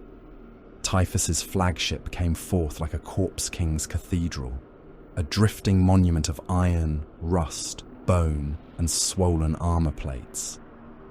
Its hull seemed less constructed than grown from the collected rot of dead civilizations. Corpse banners hung from its flanks in frozen streams. Plague sensors the size of Hab towers vented mist into the void. Weapon batteries turned with the solemn patience of executioners who had already counted the condemned. Around it came the plague ships. Cruisers, escorts, corrupted carriers, siege hulks, and swollen transports slid into formation beneath the shadow of the terminus est. Some bled vapor from seams that should have been sealed. Some dragged chains of wreckage and dead satellites through their wake. Others pulsed with demon growths that opened and closed like infected lungs. Their arrival did not resemble an invasion fleet taking station. It resembled disease entering the bloodstream of a world. Hidden among the broken moons and debris fields, the shriven waited beneath stolen night shields. The Drake Rampant led the ambush, its battered battle barge masked by Drukhari pattern distortion fields and the radioactive ghosts of shattered Imperial defense platforms. Around it lurked lesser vessels, attack craft, missile barges, and gunships prepared to strike at the plague fleet as they had at Limaxis. Their captains believed in concealment because they needed to. Their warriors waited in boarding claws and launch bays with bolters mag-locked, chain blades growling, and the names of Bearston's dead still fresh in their mouths. Typhus had learned. Across the Death Guard fleet, tracker creatures stirred in their cages. Eyeless demons pressed wet faces to rune-barred iron and tasted the warp taint clinging to the night shields. Plague augurs coughed coordinates into brass basins. Tallymen wrote anticipated betrayals before the first shriven gun opened fire. On the bridge of the terminus est, Typhus looked upon a hololithic void map as false emptiness peeled away under his servant's senses. "The spider's dogs hide in borrowed darkness," a plague captain rasped. Typhus's armor breathed flies through cracked vents. "Then teach them that darkness rots." The Death Guard fired first. Lance beams stabbed into the void where no ship should have been. The first shriven escort died without ever revealing itself, its night shield collapsing in a flash of stolen alien geometry before the hull split and burned. Macro shells followed, bursting among concealed formations, forcing vessels into visibility as shields overloaded and engines flared. The ambush became exposure. Exposure became punishment. The Drake Rampant drove forward anyway. Its master knew retreat would be read as weakness, and weakness would be answered by Bile's knives as surely as by Typhus's guns. The battle barge broke from concealment under full burn, void shields crackling, prow guns vomiting fire. Boarding claws launched from its flanks toward the terminus est, each one packed with shriven assault squads, Tarata remnants, butcher cults, and warpsmith breach teams. The intent was mad, glorious, and desperate. To bite the plague flagship itself, to plant black drake banners in its diseased halls, to carve insult into Typhus's throne before the surface war began.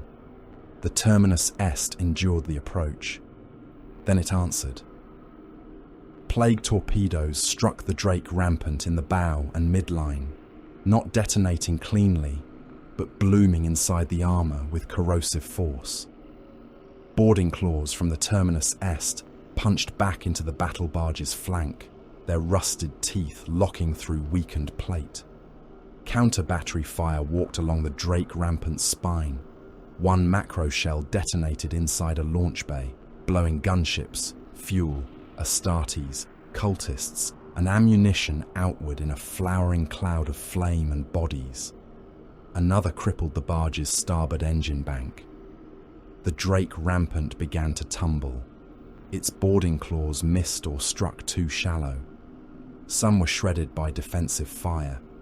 Some latched onto the plague flagship and disgorged shriven warriors into corridors already flooded with flies, toxins, and laughing blight lords. Their last transmissions reached Dessa as fragments, bolter fire, chain blades, wet choking, curses against terror, curses against Nurgle, curses against Bile, and then only the buzzing. The battle barge rolled in orbit, burning from a dozen wounds, bleeding bodies and debris into the planet's gravity well. Below, Dessa waited beneath ash clouds and dead weather. Death Guard landers descended through the black sky. They came down in ranks, ungainly and unstoppable, hulls plated in rust and devotional filth. Flak burst struck them. Some died in mid-air, torn open by fortress fire, spilling poxwalkers and plague marines into free fall. Others descended burning, crashed into the outer kill zones, and still opened their ramps. Plague marines walked from wreckage with their armor aflame.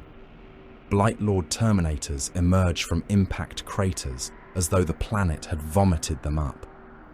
Demon engines unfolded in the mud, brass claws gouging trenches as furnace mouths ignited. Plague burst crawlers ground down from heavy landers, squat and ugly, their artillery barrels rising toward the mountain. The invasion did not strike Dessa. It entered it. The first Poxwalker waves moved ahead of the true warriors. They had been dock workers, miners, cultists, corpse haulers, shrine slaves, voidsmen, manufactorum labourers, and refugees once. Now they stumbled forward in masses too thick to count. Their skin hung in strips.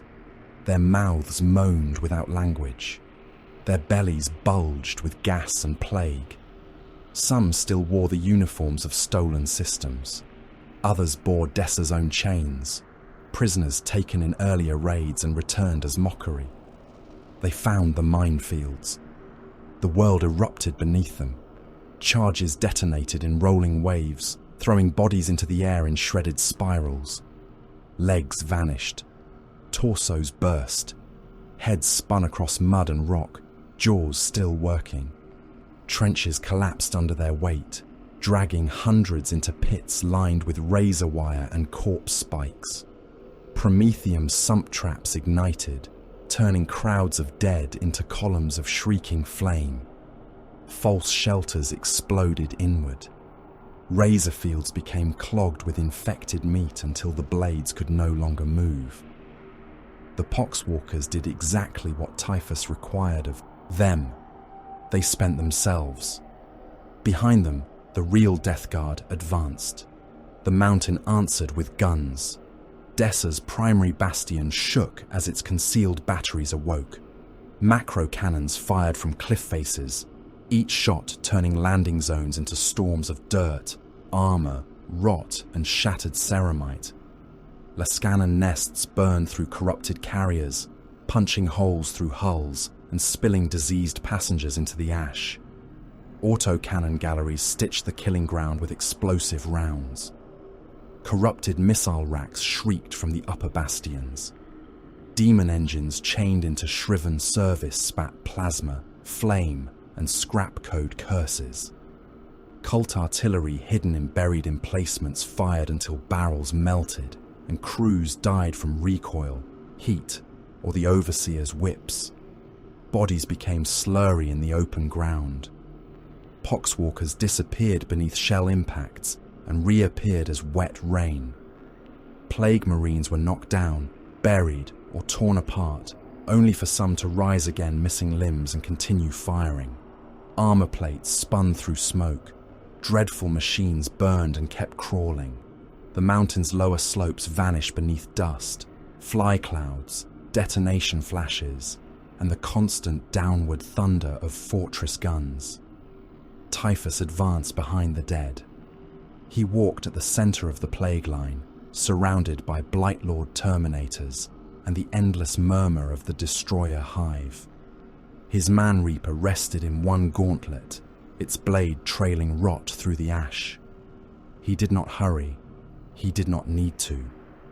Every meter taken by Poxwalkers became ground sanctified by waste. Every trap spent became a number entered into a ledger. Every shriven gun that fired revealed itself. Every dead body made the battlefield more his.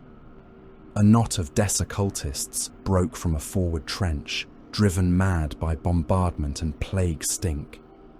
They charged with chain hooks, lasslocks, and furnace knives, screaming Corian's titles and begging the Enlightener to rise. Typhus let them come. Silence moved in a single heavy arc. Men became halves, bellies opened, spines parted. The last cultist fell to his knees with his arms gone and still tried to bite Typhus's greave. The traveller stepped on his head and continued. Above the eastern approach, the sky burned gold. The talons of the Emperor arrived as a third blade. Their ships did not translate amid plague filth or stolen shadows. They came with cold precision, emerging beyond Dessa's outer debris fields and descending into the chaos with intolerant purpose. Tyvar had no intention of joining the Shriven against the Death Guard. He had no intention of allowing the Death Guard to claim Bile's prize.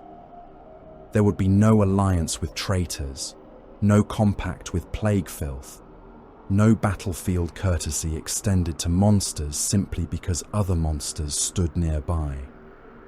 Imperial landers cut through the ash clouds at oblique vectors, avoiding the densest anti-air patterns. Custodian strike craft plunged toward ridgelines and broken defense platforms. Dawn Eagle jet bikes flashed between flak bursts like golden meteors. Where they struck, Death Guard gun lines buckled. Where they turned, Shriven artillery teams died before they knew they had been seen. Tyvar landed near the remains of a collapsed trench crown overlooking the western killing zone. His surviving custodians moved with him, fewer than before, yet still more terrible than entire mortal regiments. Guardian spears came up. Orders passed in clipped bursts. Their first volleys cut through a Shriven heavy weapon nest that had been firing into the Death Guard advance. Their next assault struck Plague Marines attempting to flank through a rubble channel. Neither side received warning, neither deserved it. Target priority remains the Spider, Tyvar said. All other hostiles are obstruction. A mortal officer aboard an overhead command craft asked, "Rules of engagement, Shield Captain." Purification by necessity. The Crimson Spiders entered the lower approaches in silence. Their presence carved null zones into the battle. Sorcery faltered near them. Demon engines recoiled. Shriven witch signs dulled. Poxwalker masses seemed to stumble when the sisters passed, as if the plague animating them briefly remembered that it had no right to exist. Prosecutors laid down disciplined bolter fire. Vigilators moved through ash and bodies with blades raised. Witch seekers burned out tunnel mouths where cult sorcerers attempted to shape the warp into defense. The war became three-sided slaughter. Shriven killed Death Guard from fortress walls, trench mouths, gun nests, and ruined cult settlements. Death Guard drowned Shriven positions in rot, poxwalkers, plague-burst bombardment, and patient bolter volleys. Custodes cut through both wherever they threatened Imperial objectives or blocked pursuit corridors toward Bile's inner bastion. The Sisters of Silence extinguished sorcery, and their silence was answered by screams from everything that depended on the warp to feel powerful. There was no front line. There were only collapsing rings of murder. A Shriven squad charged into a plague company to prevent them reaching a breach gate, chain axes rising and falling in sprays of black bile. A custodian strike team hit both formations from the flank, guardian spears firing, blades cutting, auramite plate becoming red-black with traitor blood and plague filth. Poxwalkers flooded around their legs until Witchseeker flame cleared them in burning heaps. A demon engine bounded through the smoke, jaws wide, only for a Dawn Eagle Praetor to spear through its exposed furnace core and leave it screaming itself apart among cultist bodies. The dead became terrain. Cultists, Poxwalkers, slaves, crewmen, mutants, and failed Tirata lay in ridges and drifts across the killing fields. Some trenches were no longer earthworks, but channels of compacted bodies. Ammunition carts rolled over faces. Tanks crushed torsos flat and spun tracks in blood mud. Wounded mortals drowned under the weight of newer dead falling atop them. Servitors dragged shells through ankle-deep gore without comprehension, their tracks slipping on intestines, their load chants playing through cracked speakers. Dessa's populations were emptied into the war. The corpse hauler cults were driven from their settlements and ordered to drag ammunition sleds across artillery ground. Few reached the walls. Furnace priests fed Prometheum lines with their own followers when reserves ran low. Mutant tunnel clans were forced through undermined passages to collapse them beneath Death Guard armor. Ammunition thralls carried shell crates until their backs broke, then were shot and used as markers for the next line of transport. Butcher gangs were given cleavers and told to countercharge poxwalkers. They did, screaming hymns to Corian, and vanished beneath the dead. Manufactoria below the mountain ran until they exploded. Labor gangs worked chained to machines while bombardments cracked the roofs above them. Some were killed by falling stone, some by vented steam, some by shriven overseers who would not tolerate reduced output during Holy War. In ammunition tunnels, children of cult lineages too young to lift shells were strapped to guidance trolleys and sent down rails with munitions stacked around them. Their deaths counted only when the load failed to arrive. Mountain habs were evacuated at gunpoint, their inhabitants driven into secondary trenches as warm bodies to confuse enemy auspexes and soak the first plague volleys. Millions died without ever seeing Typhus, Tyvar, or Bile. The wide Akkadian gate burned with the motions of their war. Death Guard raids stripped nearby systems for bodies. Imperial pursuit craft smashed plague supply hulks and left infected debris drifting between worlds. Shriven remnants seized fuel, slaves, and munitions from any rock too weak to resist them. Refugee convoys vanished. Dead dockyards flared briefly with new battles.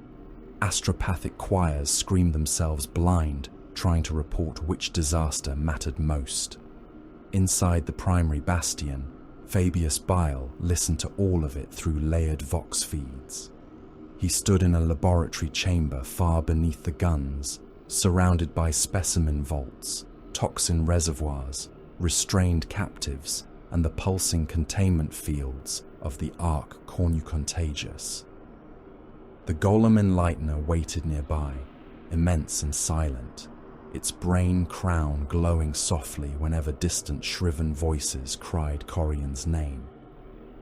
Around the chamber, surgeon acolytes moved with frantic obedience, filling dispersal canisters and checking the chemical loads fixed into modified helldrakes waiting in upper hangars. A shriven commander's voice broke across the vox. The outer approaches are drowning. Death Guard pressure at the western gate. Imperial strike elements in the eastern rubble. Request release of the drakes.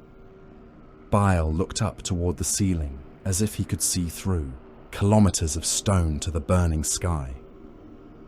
Not yet. The lines are collapsing. They are arranging themselves. On the battlefield above, Typhus reached the first great corpse ridge below the mountain walls. Tyvar's golden warriors cut into the eastern approach. Shriven guns fired until their barrels glowed. Sisters of Silence walked through sorcery and made it fail. Poxwalkers burned. Cultists broke. Plague Marines endured. The mountain shook as if some buried god beneath it wanted to wake. Only then did Bile give the order. In the upper hangars of the primary bastion, chains released. The first modified helldrakes dropped from their cradles and plunged into the ash clouds. Their wings unfurled, bronze and black and slick with surgical grafting. Their throats glowed with a greasy inner light. Beneath their ribbed bodies, toxin sacs pulsed like swollen organs full of murder. They descended toward the battlefield, and the air below them began to change. The Helldrakes opened their throats above Dessa, and the sky began to bleed poison. It fell in shimmering veils, not as smoke alone and not as mist, but as something between chemical vapor and diseased light. The toxin glimmered as it descended through the ash clouds, greasy and iridescent, catching muzzle flashes and artillery bursts in brief colours no sane manufactorum chemist would name. It clung to armour seals, it slicked visor lenses, it crawled into vents, wounds, respirator cracks, exposed flesh, wet mouths, torn throats, and the boiling pores of the battlefield itself. For a moment, nothing changed. Then the killing ground went mad. A corpse hauler cultist dropped his ammunition crate, turned, and buried his hook knife in the neck of the brother beside him. The wounded man screamed, tried to tear free, and was dragged down as 3 more cultists fell upon him with teeth and blades. Furnace priests began laughing through bleeding gums, flinging themselves into Prometheum trenches while chanting Corian's name. Butcher gangs that had been retreating from Poxwalker floods suddenly reversed and charged into them, hacking, biting, stabbing, slipping in rot and entrails until they vanished beneath the dead. The Poxwalkers surged harder. They did not gain discipline. They gained appetite. Their moans rose into a wet, droning hunger as they hurled themselves over mine craters, burning trenches, dead cultists, shattered gun carriages, and the still warm bodies of those who had been men an hour earlier.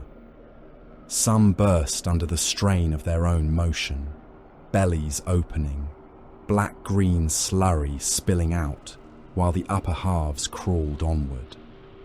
Others tore at one another when no living prey stood close enough, ripping rotten cheeks and tongues from their own ranks before the Death Guard's will drove them forward again. The Tirata convulsed with ecstatic violence. Bile's altered shock beasts howled as the vapour entered them. Their veins rose beneath stretched skin like cables under pressure. Muscles swelled against their armour plates. Some grew new spurs of bone through their gauntlets and tore their own fingers apart around weapons they would not release. One Tirata battered itself against a bunker door until the adamantium buckled inward and the creature's skull split open. It continued headbutting the metal after its face had become a hanging pulp of teeth, blood, and exposed sinus cavities. Another vaulted into a Death Guard line, laughing and screaming in different voices, and tore a Plague Marine's helm free before biting down through the swollen face beneath. The toxin did not give the shriven victory. It gave the battlefield a fever. Bile had promised protection, and some shriven had it. Their counter-agents held. Their bodies processed the neurotoxin with violent efficiency, converting madness into focus, terror into aggression, pain into movement. They fought like black-armoured executioners, bolters snapping from target to target, chain axes rising and falling, corrupted plates streaked with ash and plague slime. Others were not so fortunate. A shriven heavy gunner began bleeding from his helm grill. His autocannon kept firing, but his aim wandered from Poxwalker masses to his own cult levies, shredding them into ropes of meat across the trench floor. A champion of the broken drake froze mid-charge as his neck distended, and something inside his throat pulsed against his armour seal. His brothers had time to look at him before his head burst, spraying the inside of his helm outward through every crack in a gout of blood, cartilage, and newly grown eyes. Another warrior tore off his own pauldron and stared at the flesh beneath as it flowered into tiny, grasping hands. The Death Guard endured better than the rest because endurance was their gospel. The vapor clung to them, sank into them, crawled along their rot-swollen bodies, and found little purity left to corrupt. Still, even the sons of Mortarion felt its bite. Plague Marines paused, heads turning in sluggish confusion. Bloat drones veered from their attack vectors and chewed through poxwalker masses with their own rotors. A plague-burst crawler fired early, shelling its own forward dead and burying a squad of Blightlords beneath mud, bone, and toxin-slick ash. The Death Guard did not panic. They adapted. They slowed. They corrected. They killed what wandered too far from purpose. Typhus watched the vapor settle over the killing fields. The destroyer hive churned beneath his armor, irritated by the chemical intrusion. Flies poured from him in thicker clouds, tasting the air and dying by the handful, their bodies falling as black grit against his shoulders. He did not curse Bile. He did not shout commands. He raised silence and pointed toward the mountain. Forward. The Death Guard moved. On the eastern approach, the talons of the Emperor held formation under poison, plague, artillery, and the shrieking collapse of lesser minds.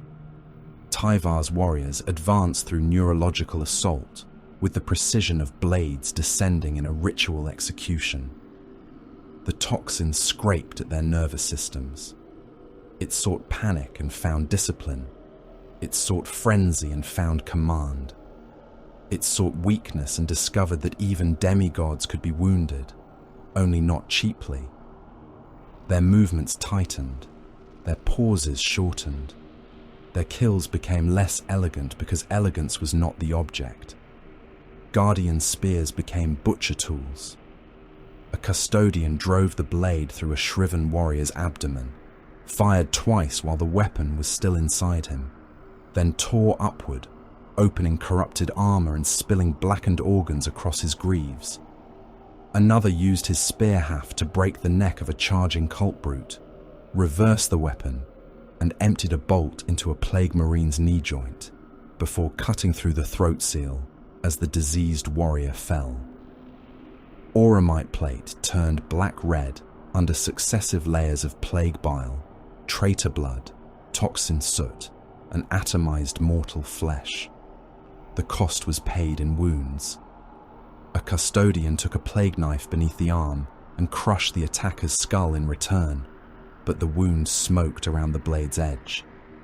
Another was buried beneath poxwalkers until a Sister of Silence cut him free, execution blade rising and falling without sound while dead hands clawed at Auramite.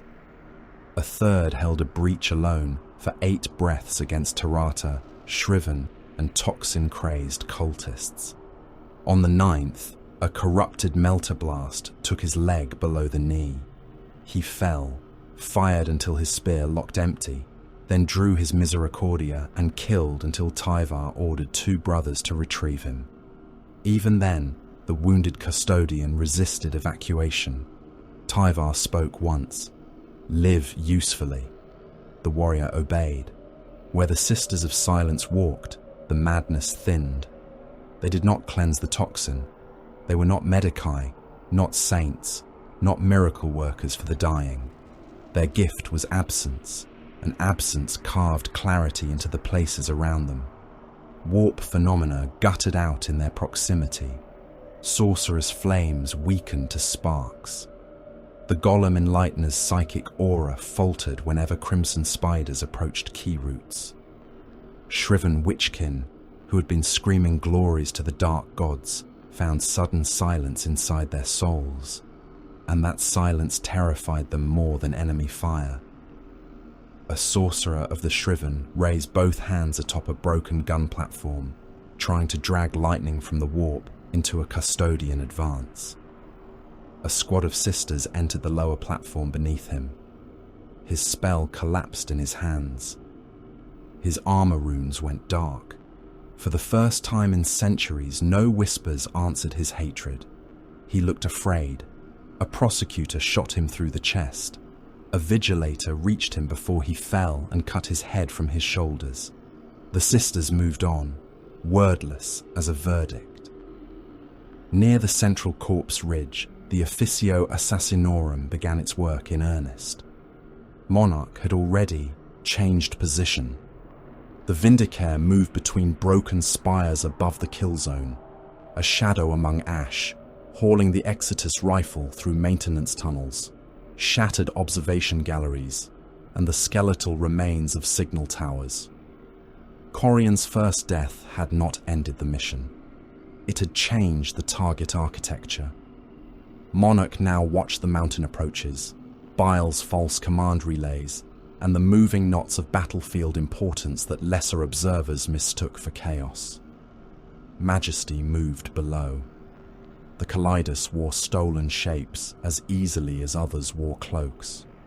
One moment, the assassin was a limping corpse hauler with a bloodied hook and slack jaw.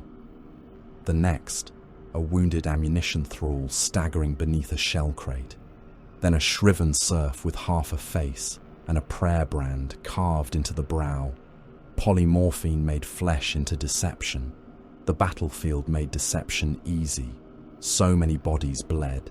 So many screamed. So many were beneath the notice of Astartes' eyes until it was too late. Jester advanced where no sane mind wanted to look. The Calexus did not stride like a warrior or stalk like a hunter. The assassin moved as an absence with limbs, a wound in perception, carrying an animus speculum and the hateful emptiness of the pariah soul. Psychers sensed Jester first and wished they had not. Tarata recoiled as if the toxin in their blood had frozen. Cult prophets dropped to their knees and clawed at their eyes. Shriven sorcerers choked on spells that curdled in their throats. Demon engines shuddered and turned their weapon heads away. Even Astartes, post-human and proud, struggled to look directly at the Calexus. It was not fear as mortals knew fear. It was older and more humiliating. It was the sudden sensation that the universe had forgotten how to acknowledge them. Their rage found no echo. Their souls found no shadow.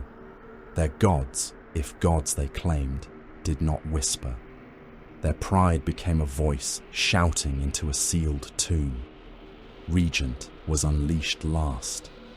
The Eversaw came from an assault capsule buried in the ash west of the mountain, released by coded authority and chemical command. He did not emerge like a soldier. He erupted. Stim injectors hammered into his bloodstream. Combat drugs, pain blockers, aggression floods, and murder protocols lit every nerve in his body until thought became targeting and movement became slaughter. He hit the cult lines first. Executioner pistol barked. Men blew apart at close range, chests opening, heads vanishing, limbs spinning away. The neuro gauntlet tore through bodies with crackling force, pulping organs under ribs, ripping spines out through backs, crushing faces into skull cavities. Regent vaulted over a trench lip, landed among toxin-crazed butcher gangs, and killed so quickly their bodies were still falling when he had already moved on. A melter bomb went into a demon engine's jaw. The blast gutted it from within, vomiting molten brass and demon flesh across screaming cultists. Unlike the Astartes, Regent did not fight like a warrior. He fought like a bioweapon suffering a seizure in enemy territory. He crashed into a Tarata, rolled beneath its first swing, and punched the neuro gauntlet into its groin seal. The weapon discharged. The Tarata's lower torso burst in a fan of cooked meat and shattered pelvis. Regent climbed the falling body, fired into its open mouth, leapt from its shoulders, and landed on a shriven warrior's back. The Chaos Marine reached for him. Regent's blade found the neck seal. His pistol found the helm lens. The warrior fell in sections. A squad of shriven turned their bolters on him. Regent crossed the space between volleys, losing flesh to near misses, ignoring fragments that would cripple a mortal. One round detonated against his shoulder and spun him halfway around. He used the motion to throw a melter charge beneath the squad's feet. The blast reduced 2 warriors to scorched armor and cooked bone. The others survived long enough for the Eversaw to reach them. In the primary bastion's inner approaches, the Golem Enlightener felt the assassins closing. Corian's corpse brain pulsed within its containment crown. Psychic regulators whined along its spine. Its stitched body stood in a ruined gate hall surrounded by dead Imperial armsmen, dead cultists, dead shriven, and fragments of a custodian blade team that had forced it back at terrible cost. It was immense, brutal, and wrong. It carried Corian's blade. It wore Corian's broken heraldry. It contained enough of Corian to hate. The crimson spiders had weakened its aura from afar. Jester weakened it more simply by existing. The golem turned toward the Limaxis before it could see the assassin. The fluid around Corian's brain boiled. The construct's left hand spasmed, talons gouging stone from the wall. Somewhere inside that stitched mountain of flesh and armor, the remnant of Argento Corian understood a horror deeper than death. His stolen return could be denied. The leash Bile had made from his remains could be cut. Then Majesty reached him. The Kalidas had crossed the battlefield as nothing of consequence. A bleeding cult porter, a wounded artillery slave, a half-mad shell-bearer whose shaking hands and vacant eyes drew no attention from warriors fighting gods. The assassin passed beneath the gaze of shriven, death guard, and Imperial guns alike, always becoming the next corpse-shaped irrelevance. At the gate hall, Majesty became death. The polymorphine disguise shed in a rippling contraction of flesh and posture. The phase blade was already in hand. The first strike slipped between armor plates at the golem's lower spine, where surgical cabling fed motion to vat-grown muscle. The blade did not cut like steel. It ignored what lesser matter insisted was solid. It went in clean, through plating, muscle, nerve bundle, and psychic regulator housing. The golem did not react like a man wounded. It reacted like a laboratory reactor losing containment. The containment crown flared with violet light. The corpse brain inside slammed against the glass from within, fluid churning around it. The construct roared, and the sound cracked stone. Psychic pressure burst outward in a ring, throwing bodies, rubble, and hanging chains across the hall. Majesty was flung backward but rolled with the force, already shifting, already seeking the next angle. Jester stepped through the psychic backlash as if walking through rain, and where the Limaxis passed, the flare dimmed. Regent's arrival was announced by screaming. The Eversaw crashed into the gate hall through a side arch, covered in blood not his own, one arm hanging at a wrong angle and still lethal. He threw a melter charge into the golem's chest and leapt aside as the explosion blew armor plates outward in a storm of shrapnel, meat, and burning cables. The golem staggered, did not fall, and swept its blade in a backhand arc that cut 3 cultists and 1 wounded shriven apart while trying to reach the assassin. Monarch watched from above through broken stone. The Vindicare did not yet fire. The kill had become a convergence. The execution force understood it without speech. Majesty opened. Jester denied. Regent overwhelmed. Monarch ended what motion exposed. Deep below the mountain, Fabius Bile was already leaving. His enemies had finally placed their hands around the thing he had wanted them to strangle, and while they tightened their grip, the spider moved his true organs out of the body of the fortress. Hidden passages opened behind surgical shrines and ammunition vaults. Lift platforms descended through shafts disguised as waste vents. Servitors without tongues dragged stasis coffins along magnetized rails. Mutant brutes carried. The Ark. Cornucontagious moved at the center of it all. Its containment cage hovered on grav plates, surrounded by layered warding fields, toxin curtains, and Bile's most loyal creations. The Ark pulsed within its prison, sweating pus through impossible seals, growing small fungal crowns that withered whenever a null baffle passed too close. Captured specimens followed in separate stasis cradles. The Custodian, the Sister of Silence, blood samples, armor scrapings, neural tissue, Terrata data, plague tissue. The war reduced to what mattered: acquisition. A shriven officer intercepted Bile near the lower transit vault. Helm cracked, bolter empty, sword drawn. The gate hall is under attack. The Enlightener requires reinforcement. No, Bile said, walking past him. The Enlightener requires witnesses. The warrior grabbed Bile's pauldron.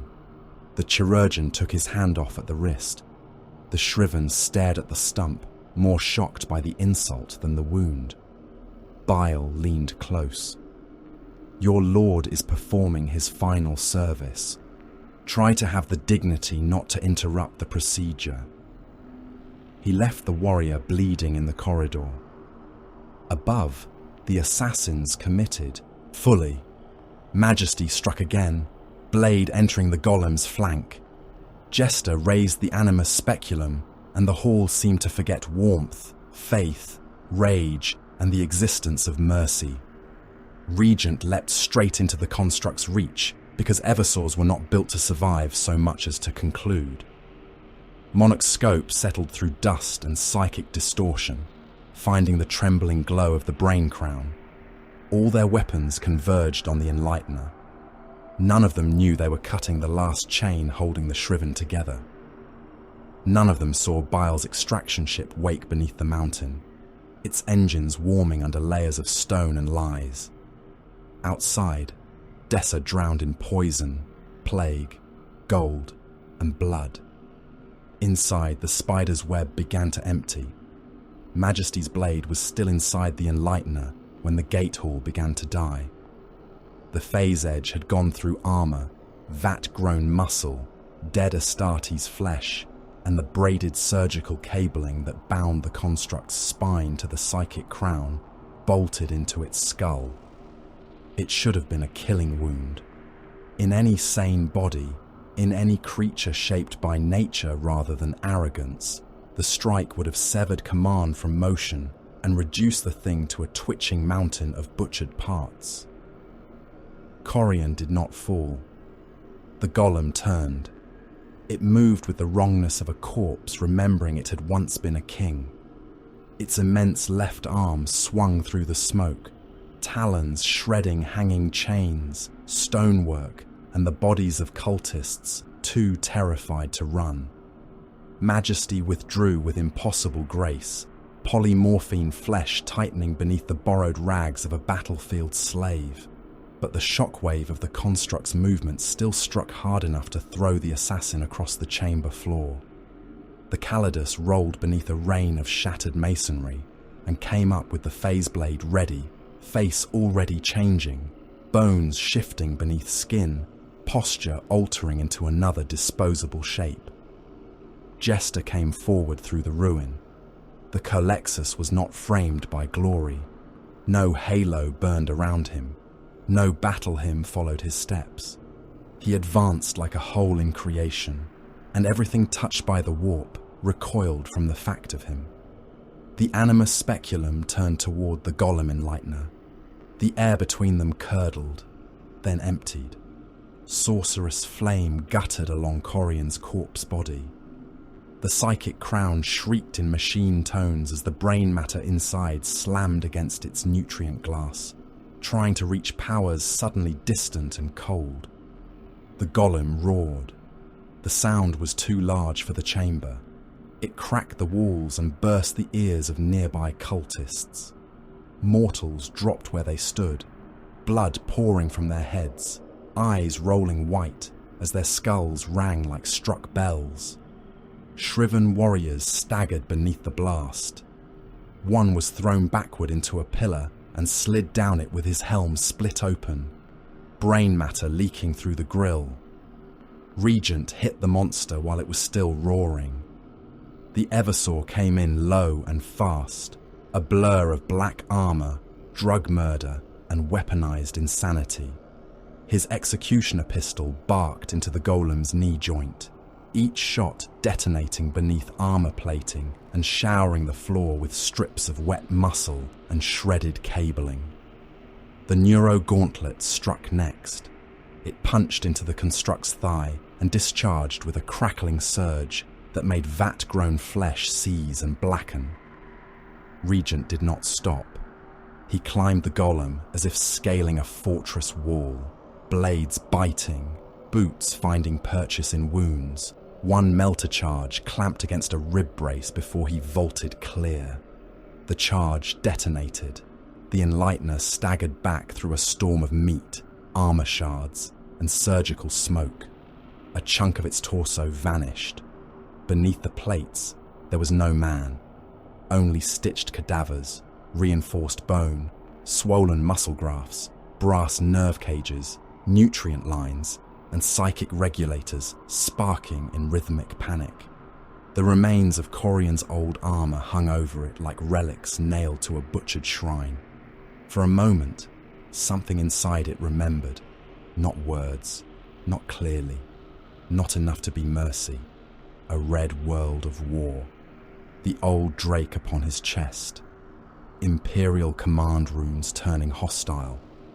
Brothers raising weapons against brothers because distant golden authority had judged them unclean. The first taste of betrayal. So pure it had seemed like revelation. The name Enlightener, chosen not as hope but as accusation. Bile's face above him. Needles in the spine. Bearston's railhead. The shot. Darkness. Waking in a cage of flesh that was not his own. The golem's remaining eye lens fixed on Bile's absent direction, deep beneath the mountain. The rage that passed through it was almost human. Betrayal. Humiliation. Understanding. Then Jester raised the animus speculum fully, and even that flicker was flayed by absence. The Culexus beam struck the psychic crown. The effect was not light as others understood it. It was denial made visible. The crown's warding sigils went black. The nutrient fluid around Corian's brain boiled, then froze in the same heartbeat, bubbles trapped like pearls around strips of ruined thought. The golem slammed one fist into the wall, blasting a crater through stone and ceramite reinforcement. Psychic fire burst from its palm and tore through the chamber, punching through a line of shriven who had come too close. They burned inside their armor, chests glowing from within, mouths vomiting blue flame as their organs cooked. Majesty struck again.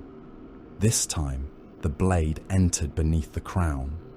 The phase edge slipped through the junction where brain case, machine cage, and spinal nerve column met. The golem seized the Calidus before the assassin could withdraw. One taloned hand closed around Majesty's torso. Armor cracked. Polymorphine flesh distorted under pressure. Ribs broke with soft, intimate snaps. Regent reached the golem's arm before it could crush the Calidus fully.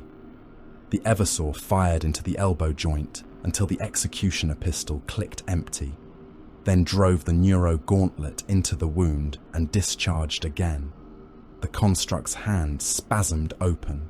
Majesty fell, struck the floor, and rolled behind a fallen support buttress, alive but damaged, limbs reshaping badly under stress. The golem caught Regent. It moved faster than its size allowed, faster than ruined muscles and burned cables should have permitted. Its right fist closed around the Eversaw and slammed him against the floor once, twice, again, each impact cracking stone and pulping whatever mortal softness remained inside the assassin's armor. Regent's legs twisted. One arm came away at the shoulder, his helm fractured. Combat drugs pumped harder into a body already past death's threshold. The Eversaw laughed. It was not joy. It was not sanity. It was a murder system venting through a broken throat. Regent drove his remaining hand into the golem's opened chest cavity and armed the last charge embedded in his own failing harness. The Enlightener crushed him. Regent died in the grip of the thing he had been made to kill. Then he became the final weapon. The bio-meltdown began as a flash behind the assassin's shattered helm. His flesh, glands, chemical reservoirs, and implanted death reactors achieved their last purpose. The explosion did not merely burst outward, it consumed. White fire filled the gate hall, edged in chemical green and corpse red. The golem Enlightener vanished inside it. Shriven warriors were stripped to silhouettes and then ash. Cultists became steam and bone rain. The chamber's command relays burst apart. Stone cracked from floor to vault. Hanging corpses ignited. War banners became burning scraps. Psychic regulators screamed once through the Vox network and died. The blast tore through the shriven command structure like judgment without allegiance. When the fire withdrew, the Enlightener was gone. Not cleanly. Nothing on Dessa died cleanly. The golem's lower body remained fused to the molten floor, legs spread in a stance of arrested violence. Its chest was an open crater of charred flesh and torn armor. One arm lay across the chamber, fingers still twitching around crushed fragments of Regent's armor. The brain crown had ruptured. Amber nutrient fluid, grey tissue, glass shards, and silver needles slid down the blackened remains of Corian's mask. For the second time, Argento Corian died. This death was not philosophical. It did not leave room for restoration. Not enough for faith, not enough for brotherhood, not enough for the illusion of command.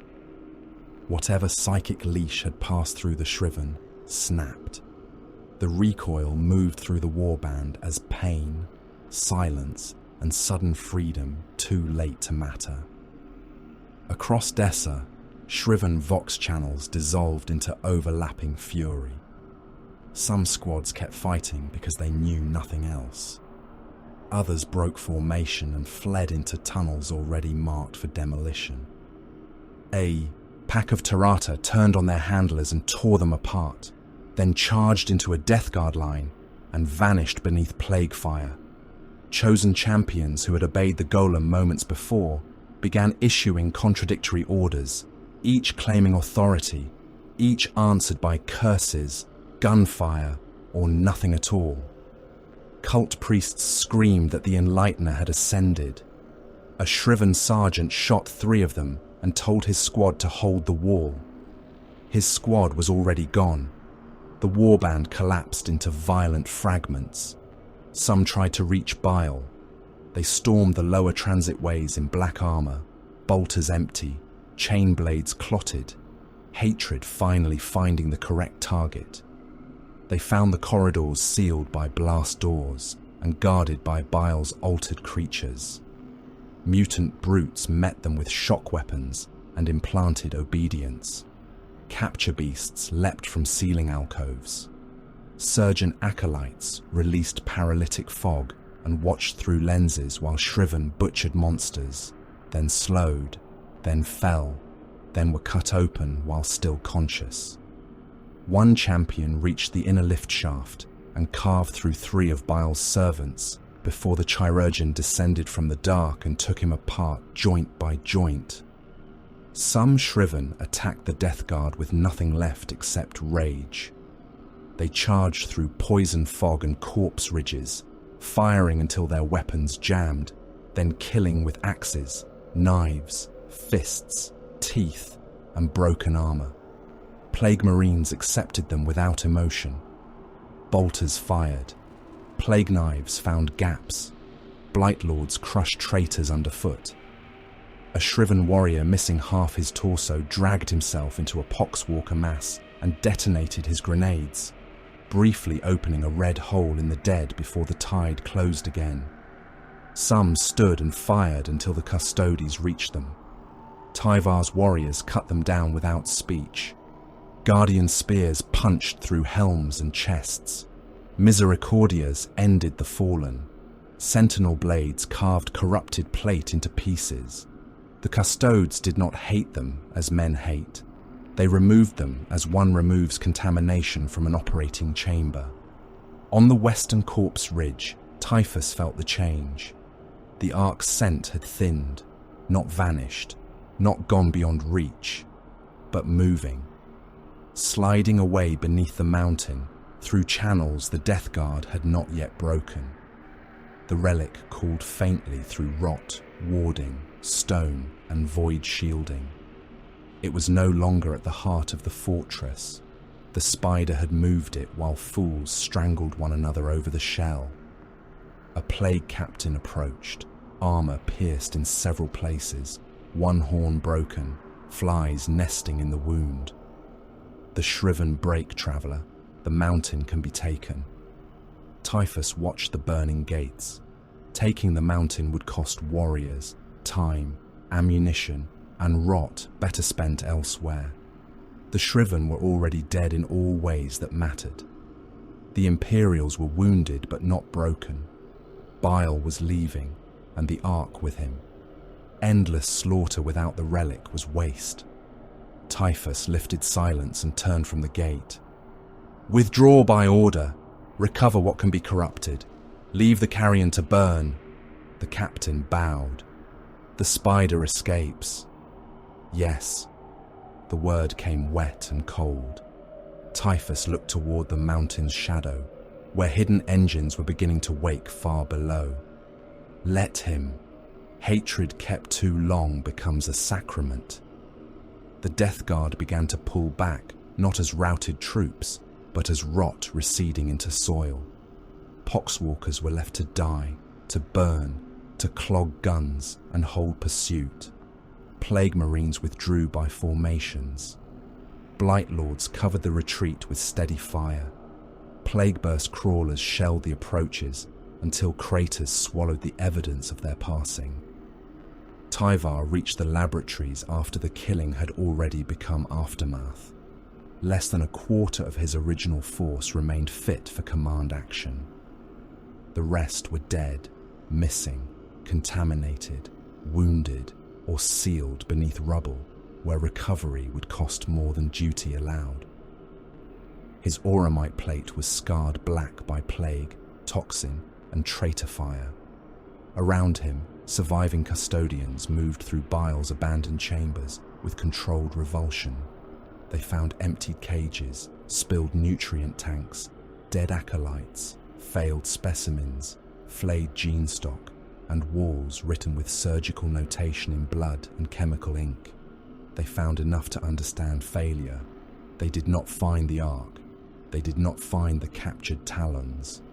Tyvar stood before a restraint, platform large enough for a custodian, and looked at the torn clamps, the dried blood, the discarded toxin needles broken against auramite resistance.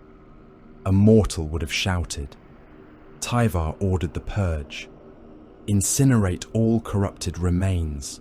No sample leaves without my seal. Anything exposed beyond containment tolerance is to be destroyed. Any mortal witness outside sanctioned channels is to be mind-scrubbed or executed according to contamination grade."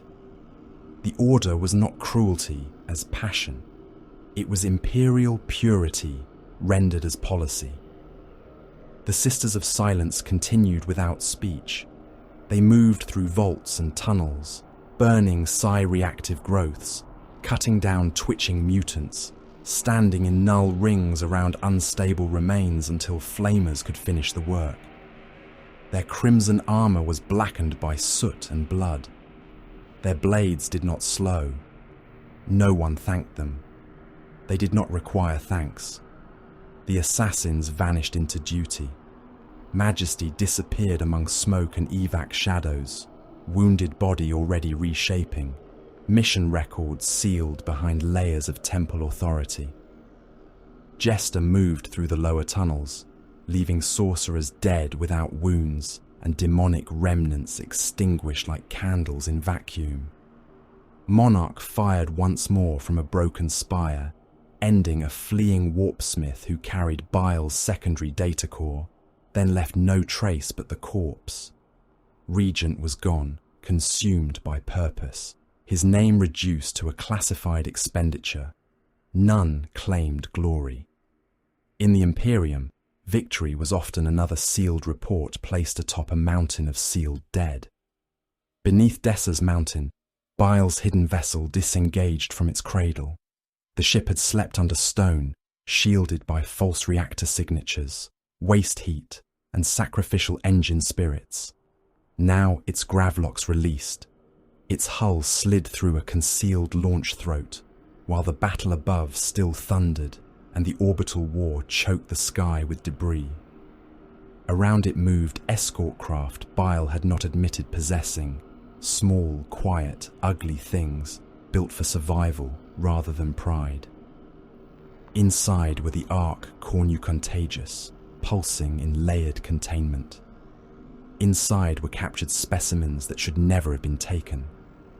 Inside were blood samples from the Emperor's own guardians, null-touch tissue, Terrata data, plague residues, clone seeds, gene vaults, surgical engines, and enough stolen knowledge to justify every corpse Bile had spent from Limaxis to Bearston to Dessa. The spider watched the mountain recede on a hololithic feed. Dessa burned behind all three armies. The shriven were nearly gone, their name reduced to scattered killers, dead cults, broken ships, and betrayed oaths. Typhus withdrew with hatred made patient and ceremonial. Tyvar survived with duty sharpened by loss, his warning already beginning its cold passage through Imperial command. Fabius Bile smiled. The war had not ended. It had yielded results. The guns were gone. No macro cannon thunder shook the deck. No plague shells screamed against void shields. No cult artillery shattered itself in worshipful recoil. No dying vox channels begged for extraction, vengeance, absolution, ammunition, or orders from masters already fleeing them. The battle for Dessa had fallen away behind the vessel's wake, swallowed by distance, radiation, debris, and the merciful indifference of the void. In its place came a quieter horror, dripping fluids, respirators, the soft purr of stasis vaults, the whisper of circulatory pumps pushing gene medium through transparent tubes, servo skulls clicking as they drifted from station to station, lens eyes glowing dull red in the surgical gloom, restrained things breathing behind sealed screens, the scratch of autoquills on treated skin parchment, the wet chime of nutrient fluid falling drop by drop into collection basins, and beneath it all, the patient, metallic click of the chirurgeon. Fabius Bile stood in the central laboratory of the escaping vessel and listened to silence as another man might listen to music. The ship around him was not grand. It had no cathedral bridge open to staring void, no proud heraldry, no banners proclaiming conquest. It was ugly, hidden, functional, and alive with work. Its decks were narrow, its bulkheads were layered with stealth baffling, heat sinks, stolen Mechanicus warding plates, and living tissue panels that flexed almost imperceptibly when the engines shifted thrust. It had been built to survive notice, to flee beneath, larger wars, to hold impossible cargo, and to keep secrets until secrets became weapons. It had done all those things. On the primary hololith, Dessa burned in diminishing resolution. The mountain bastion was a wound of fire. Plague clouds rolled across its lower slopes. Orbital debris scored the atmosphere in streaks of white and green. Shriven defense platforms tumbled in slow ruin. Imperial strikecraft withdrew under escort, damaged but disciplined. Death Guard vessels reformed at a distance, their withdrawal slow, controlled, and hateful. Nothing on the display suggested victory. That was because warriors understood victory poorly. Bile dismissed the image with a flick of his fingers. Limaxis had answered one question. The Tirata could kill sons of Barbarus, but their instability under plague pressure required refinement. Typhus had shown the expected patience, but also the capacity to learn rapidly from insult. Useful, dangerous, noted. Bearston had answered another. The talons of the Emperor could be lured, isolated, and contained under sufficiently layered pressure, though the cost in disposable assets had exceeded preferable models. The Sisters of Silence remained an irritation bordering on revelation. Their null effect was not merely metaphysical inconvenience, it was an active negation of several avenues of future work. More study was required. Dessa had resolved the larger architecture. The Shriven had been a temporary structure, not a foundation. Their hatred had mass. Their pride had edge. Their loyalty to Corian had been strong enough to direct them and weak enough to exploit. Their collapse had removed a liability while occupying the Death Guard, the Talons, and the Assassins at precisely the required moments. Bile had not won by holding ground. He had won because everyone else had believed ground mattered. He had not won by killing Typhus. He had won because Typhus had been made to spend time, warriors, and certainty. He had not won by defeating Tyvar. He had won because the shield captain had understood the theft only after the vaults were empty. He had not won by ruling the Shriven.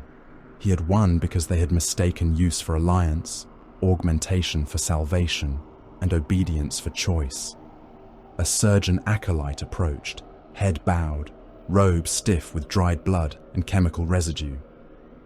My lord, containment remains within tolerances. The Ark continues to exert pressure on the tertiary sample bays. Define pressure.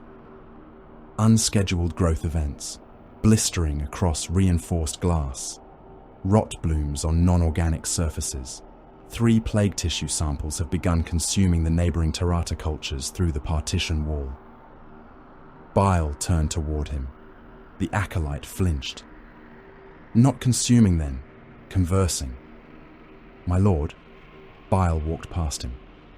The Ark Cornucontagious hung in its reinforced cage at the heart of the containment chamber, surrounded by concentric fields of force, stasis, toxin filtration, hexagrammic denial, and crude but effective barriers stolen from better minds.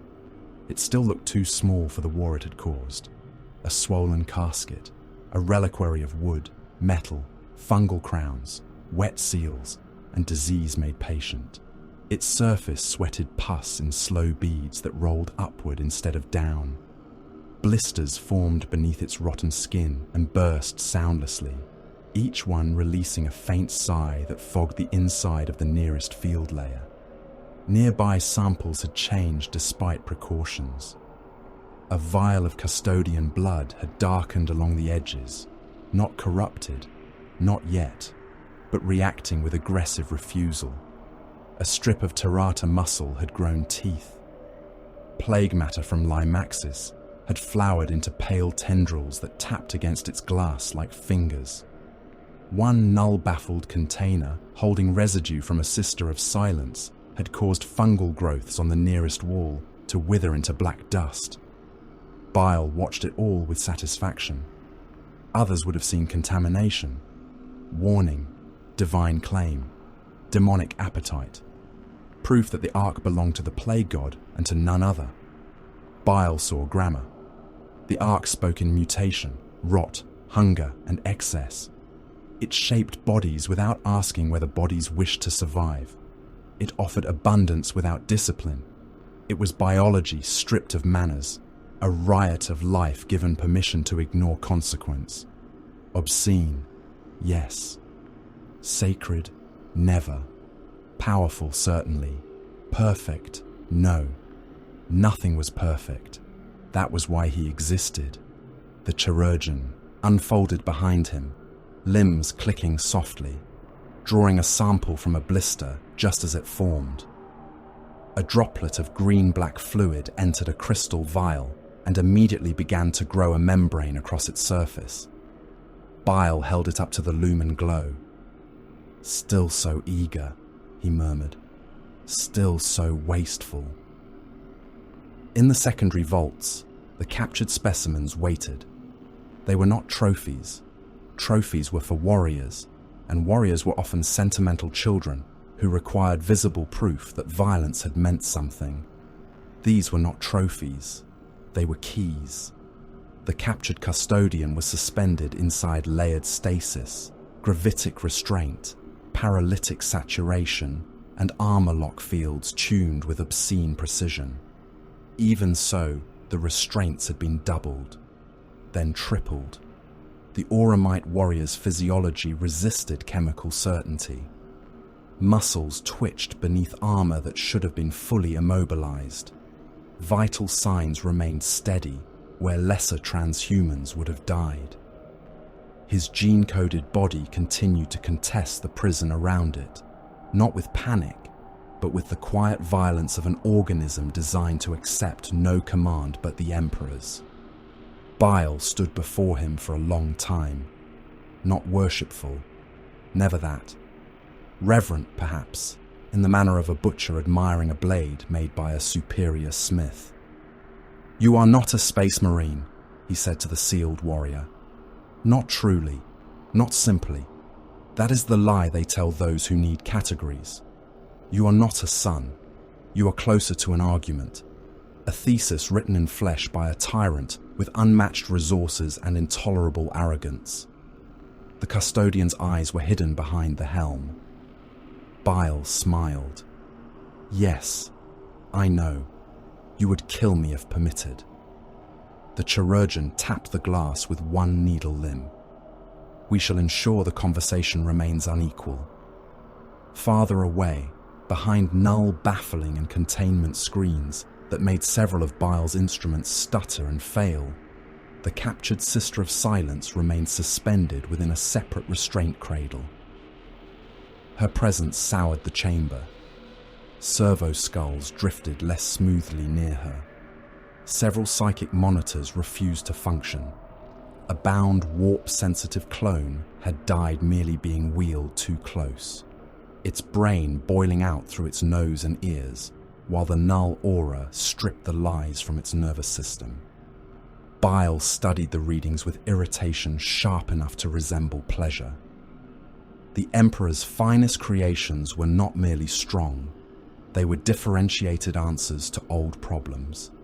Custodes were mastery through craft.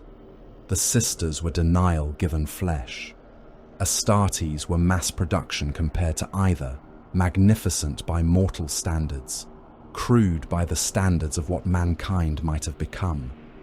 The thought pleased him. It also offended him. "Do not worry," he told the sealed vaults. "I have no intention of wasting you. Pain is easy. Dissection is easy. Understanding is the only art worth the indignity of patience." No reply came. He preferred it that way. On another vessel, beneath the swollen shadow of the Terminus Est, Typhus received the final tallies. Plague priests bowed over ledgers written on stretched skin. Tallymen counted the dead, the damaged, the infected, the recoverable, and the owed. Poxwalker losses were recorded as expenditure, not grief. Plague marine casualties were marked in slower ink.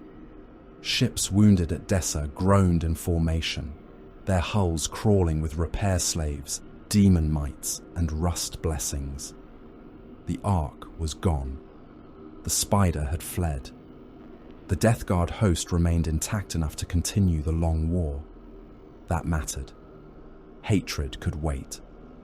Typhus stood before the reliquary that had tasted the Ark's path and now showed only smears of evasive shadow. The demonic liquid inside sulked, its faces sinking beneath the surface. A captain spoke from behind him. "We could pursue by scent alone, traveller." "No." The theft remains unanswered. Typhus turned, and flies crawled from the seams of his armor in a slow black veil. "Answered poorly is not answered. Let the spider run. He carries rot in a cage and thinks possession is mastery. We will meet him again when the debt has ripened." The captain bowed.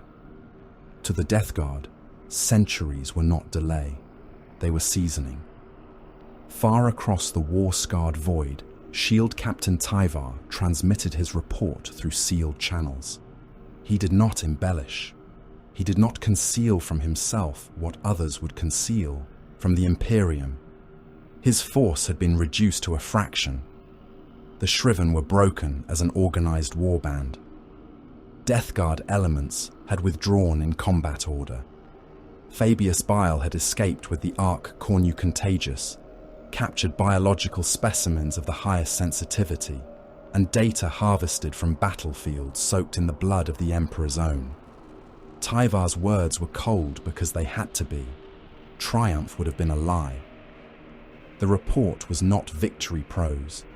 It was a warning written in the blood of golden warriors and sealed before lesser eyes could soil it with panic.